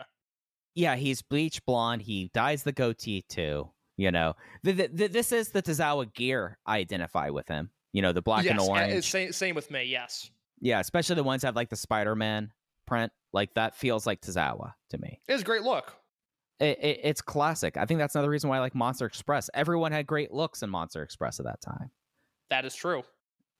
Moving on, Triangle Gate, we had the Millennials team, T-Hawk, Eita, and UT defending against We Are Team Veteran, Dragon Kid, Super Shisa, and Kness. That's a fun Masked Man team. However, it would be a night ride from T-Hawk onto Shisa, winning the match for the Millennials, finally sticking it to the oldest masked men on the roster.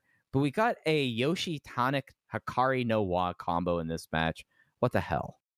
I know. Shisa did the best work of his career against the Millennials. There's a full calendar year of basically like October to October, when we talked about that October 2013 Korakuen, to I think the team veteran disbands in November of 2014. He's against the Millennials for that entire calendar year, and he's awesome. T-Hawk and Aichi really bring out the best in him. I love when he's mean and technical at the same time, and we get a lot of that in this match.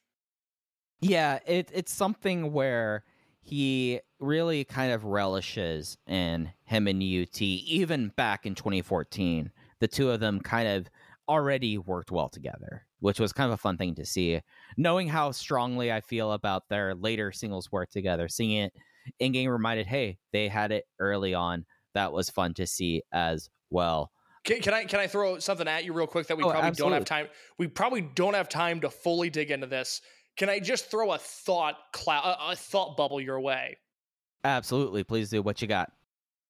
Is Kota Minoura this era's T-Hawk? Yes. Okay. 100 times yes. All right. We'll circle back to that at a later date. Yeah, we need to, because I've been thinking about that a lot independently myself. Mm-hmm. Yeah. No, just put a pin in that. We'll circle back after he loses his hair. Yep, absolutely. Speaking of him losing his hair, Case, the man that's going to take it from him was in the next match. Opened the Dreamgate Championship.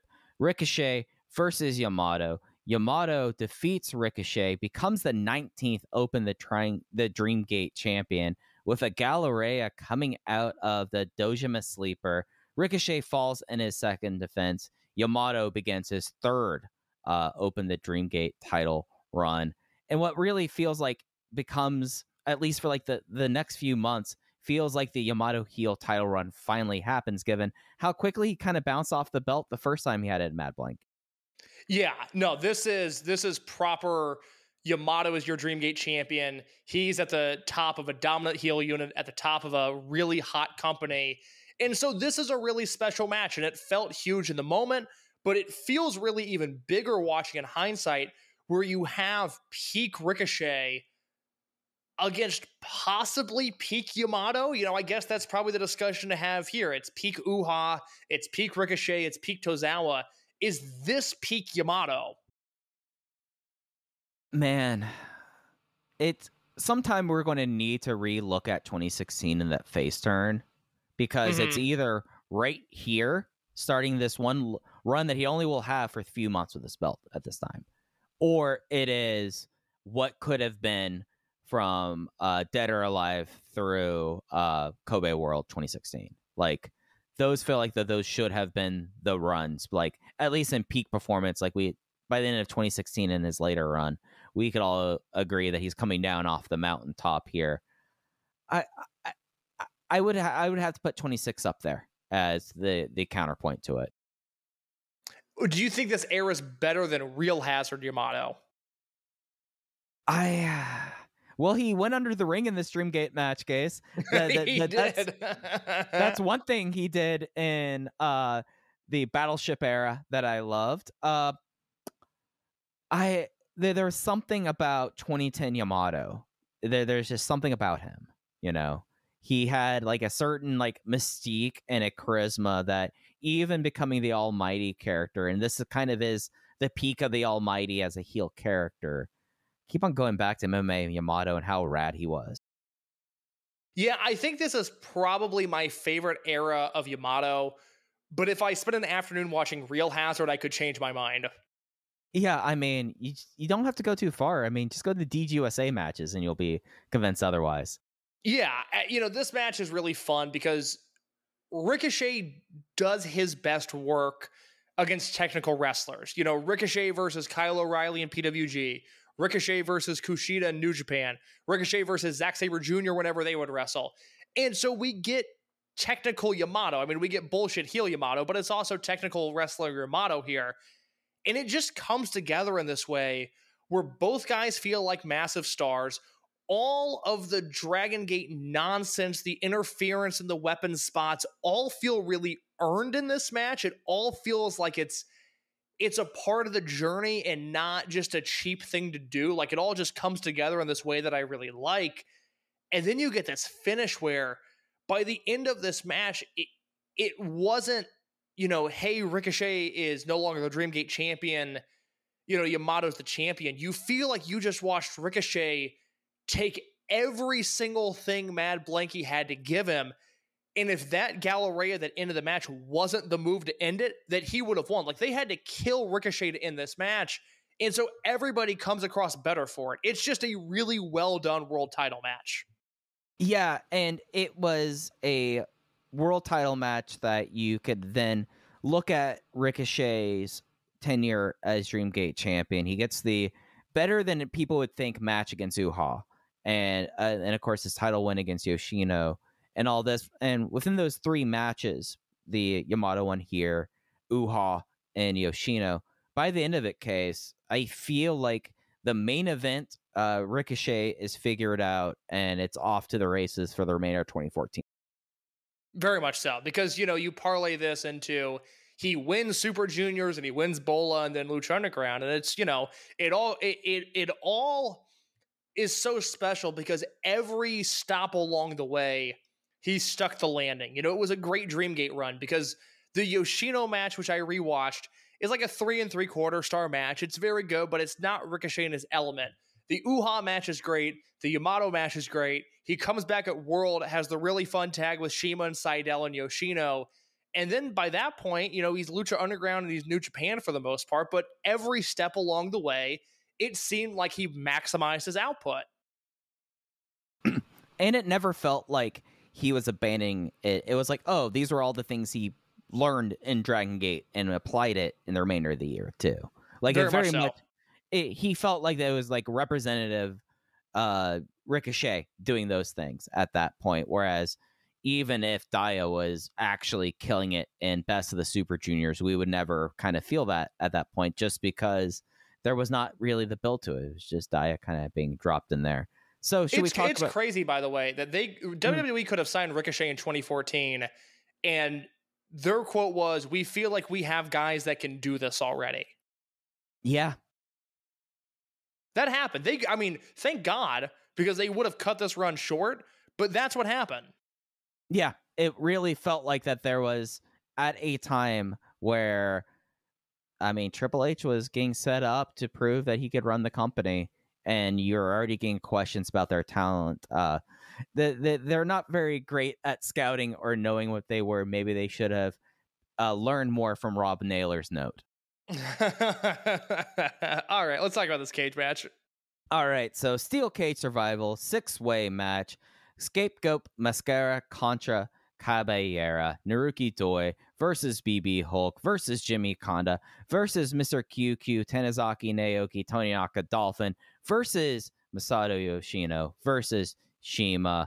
I'm going to go through the escape order case, and then we can talk about the match itself. Your escapes are after 22 minutes, as most steel cage matches are. The first 5 minutes, there are no escapes. 22 minutes, it is CIMA, followed by Kanda, Tanizaki, Yoshino, and then lastly, BB Hulk at 47 minutes. Naruki Doi loses the match. KZ loses his hair. And we see I feel like in a lot of ways, the modern Dragon Gate cage match starts at this point. And as a thesis, this is the first match that they really dick around with rope and stuff on the outside. Like they would do stuff to interfere, but they would not do it to such a degree until this one. No, because the 2011 match has a lot of dicking around, but it's more dramatic. It feels like the stakes are a little bit higher because we're talking about either Cyber Kong's mask or Yamato's hair, and it just felt bigger. The way I would describe this match is, from an in-ring standpoint, it is about the same quality as the cage match from this year. It is just lacking the over-the-top emotion of Hyo and Monte and Kame and all the things that happened there. But it's a very emotional match. It's very wacky. It's very good. It just doesn't have that thing that 2016 has or that 2024 has to make it a super, super memorable cage match. Yeah, so your big things that you remember from this cage match. CIMA gets a whole lot of water balloons and a cake to get the escape. The Jimmies, they get back on the same plan because a injured Ryo Saito makes an appearance in a great-looking tracksuit right after Jimmy Kanda was able to escape. He beseeches him to go help out his fellow Jinny, Mr. QQ, Tanizaki, Naoki, Toyonaka, Dolphin. He does so. The Jimmies are back on the same page. But the big moment in this match was there was a moment when it was down to the 3-4 members of World 1, BB Hulk, Naruki Doi, and Masato Yoshino. There was a moment where BB Hulk was on top of the cage, ready to escape, but he realized he'd be leaving Doi there with Yoshino, and he opted to return. Doi quickly turns on him, and everything is afoot here. Sachi loses his mask stolen by Kong, but he returns his Sachi Hoko machine to Garden Nagoya Castle, helping Yoshino escape. And then from there, it turns into Mad Blanky versus Mad Blanky, and the odd man out is BB Hulk, but he's able to get his way and to escape, because there's one thing that BB Hulk loves, Case, and that is rope. He loves his rope. That is true. Yeah, so this is the first match that does the rope bridge, and basically they tie the rope from one corner into the middle flag portion, and BB Hulk, being the former Japanese Special Defense Force Ranger, does a rope shimmy across the ring and is able to grab the last flag after KZ places. It's awesome. You know, it always strikes me when I watch 2009 to 2014 era BB Hulk, just how athletic and creative this guy was. And, you know, that is missed. I miss Hulk being able to move around and do seemingly anything he wanted his body to do. He was a really special wrestler. And this match really reminded me, like, oh, that's right. Like Hulk was crazy in the things that he could pull off and the things he could get his body to do and the body control that he had in particular. And so it's a really, really good BB Hulk match. Yeah, and it is something where cage match, steel cage survival case, usually the matches turn into one person's story, and then with the power of retrospect, we know it truly is their match. In the post-match, everyone gathers around to shave KZ's hair. KZ takes it in good spirit. Yamato tries to get Mad Blanky on the same page. However, Hulk is not going to comply. He turns on everyone, does a first flash to both Yamato and Doi. He doesn't need Mad Blanky anymore. He will fight on his own. He appreciates that the crowd went and stood behind him in the final moments of the match, but he is now the reborn BB Hulk, leaving Aichi on this night. He ripped off all the red and yellow, and soon we would know that he would find a group of people who also loved pants. You know, if this would have happened in 2024, BB Hulk would have torn his ACL. And I'm not just saying this like old man Hulk, just if this exact scenario happened now, Hulk would have torn his ACL doing the first flash because he slipped on the tarp they used to collect the hair when he was doing the kick. And with Drenge's luck now, that would have taken Hulk out for 12 months. Oh, that would have been a career-ending injury with that. Yeah, exactly. But that's what would have happened. They do nail the camera angle when he turns, though, because they do that great wide shot, and it's just very chaotic. I love the way it looks. Yeah, and by this point in 2014, it felt like, and it was very clear after this point, that this was going to be Hulk's run. And I keep on going back to this cage match for this reason. They did all they could in the lead up to with him and his dissension with Mad Blanky, but boy, the moment where Doi immediately turns on him, the Aichi crowd knowing, oh, it's BB Hulk as we're starting his run right now, and the crowd being right behind him, and it just takes him off to the races for the remainder of the summer. Yeah, no, this is awesome. I mean, I love Hulk in this era. He goes on and has a great match with Doi at King of Gate a few days later. They do, you know, Hulk and Yamato at World, which is a very maximalist. You sort of got to turn your brain off because they do everything in the world to make BB Hulk look like a star, and it mostly works in that match. You've got the great handicap match where Doi becomes interim Dreamgate champion, which leads to Hulk and Doi later on in the year. And this is a very long title run because he wins the belt in July and loses it 11 months later to Masato Yoshino and Hakata Star Lanes. But that Hulk run is Hulk and Doi and Hulk and Tozawa and Hulk and Shingo and Hulk and Uha. It covers a really large swath of names, and it feels like you're transitioning from one era to another when Hulk is still a Dreamgate champion. It's really awesome work, and this is not the peak of Hulk's career, I don't think, because I like the work he did a little bit earlier, but it is the apex of him as a star. Oh, absolutely so. And I mean, to the extent that he gave his body up in this title run that would start off here. I mean, I don't think that the original plan was to go to Masato Yoshino, break glass because our champion's shoulder is made of it. I don't think that was the plan for that year, but that's what they ended up having to do. But yeah, no, the run. I mean, I think the match against back to back Tozawa and Shingo, I think we would have a very interesting conversation if we could find back to back Dreamgate matches with the same champion that were as strong as those two.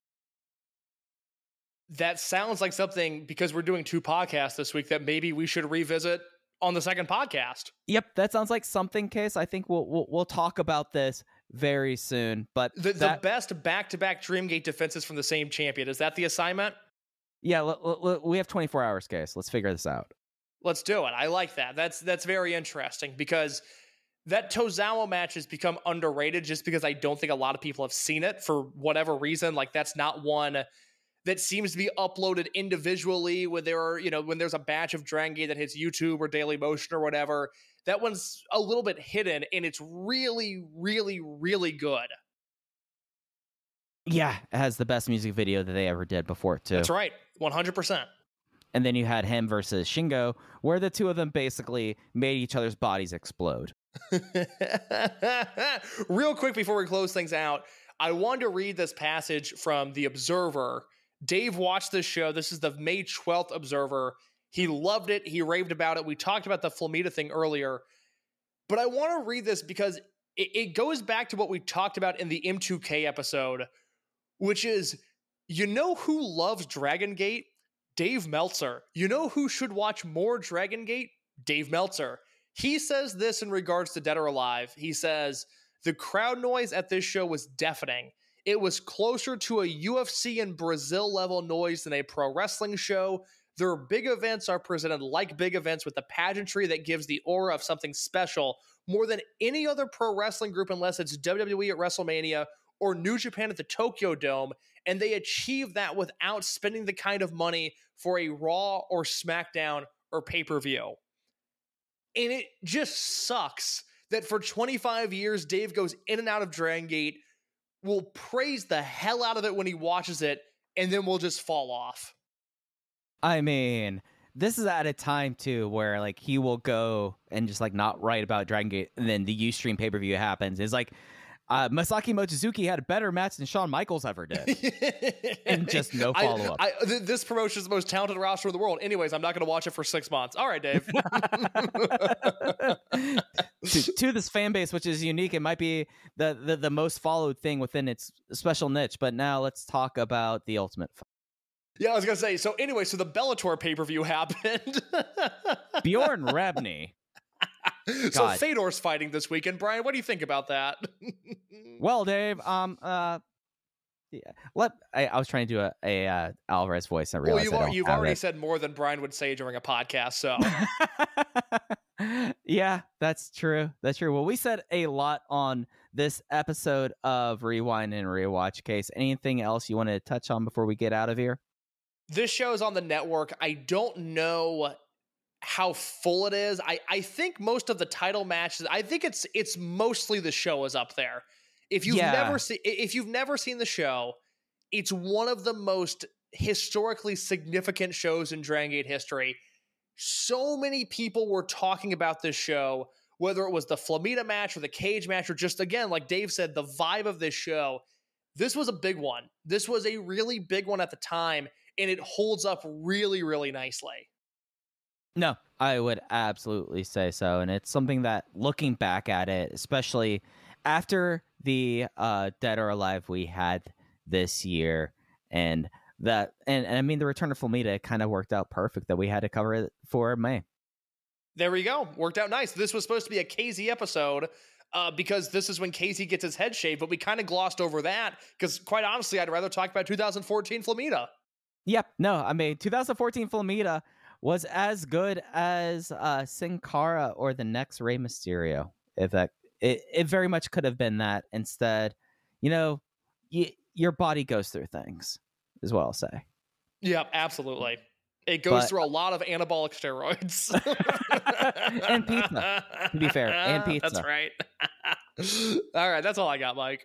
Yeah, well, that's going to do it for this time of Rewind and Rewatch. We'll be back with you in June for another Tale of Dragon System history. You can follow the podcast at Open Voice Gate. Case is at _ In your case, I'm at Fujii. Thanks for listening to Open Voice Gate. We'll be back with you next time. Take care, everyone.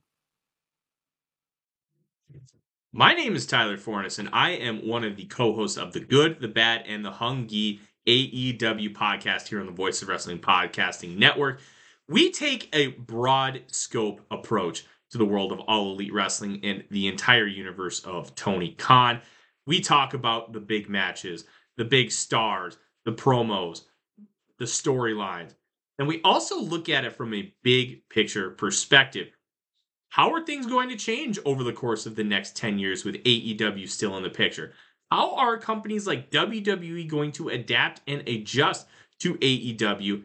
Are they going to be a similar way like they did with WCW in the late 1990s? Will there be a counterpunch? We talk about all of that and more on The Good, the Bad, and the Hungy every week on the Voice of Wrestling Network.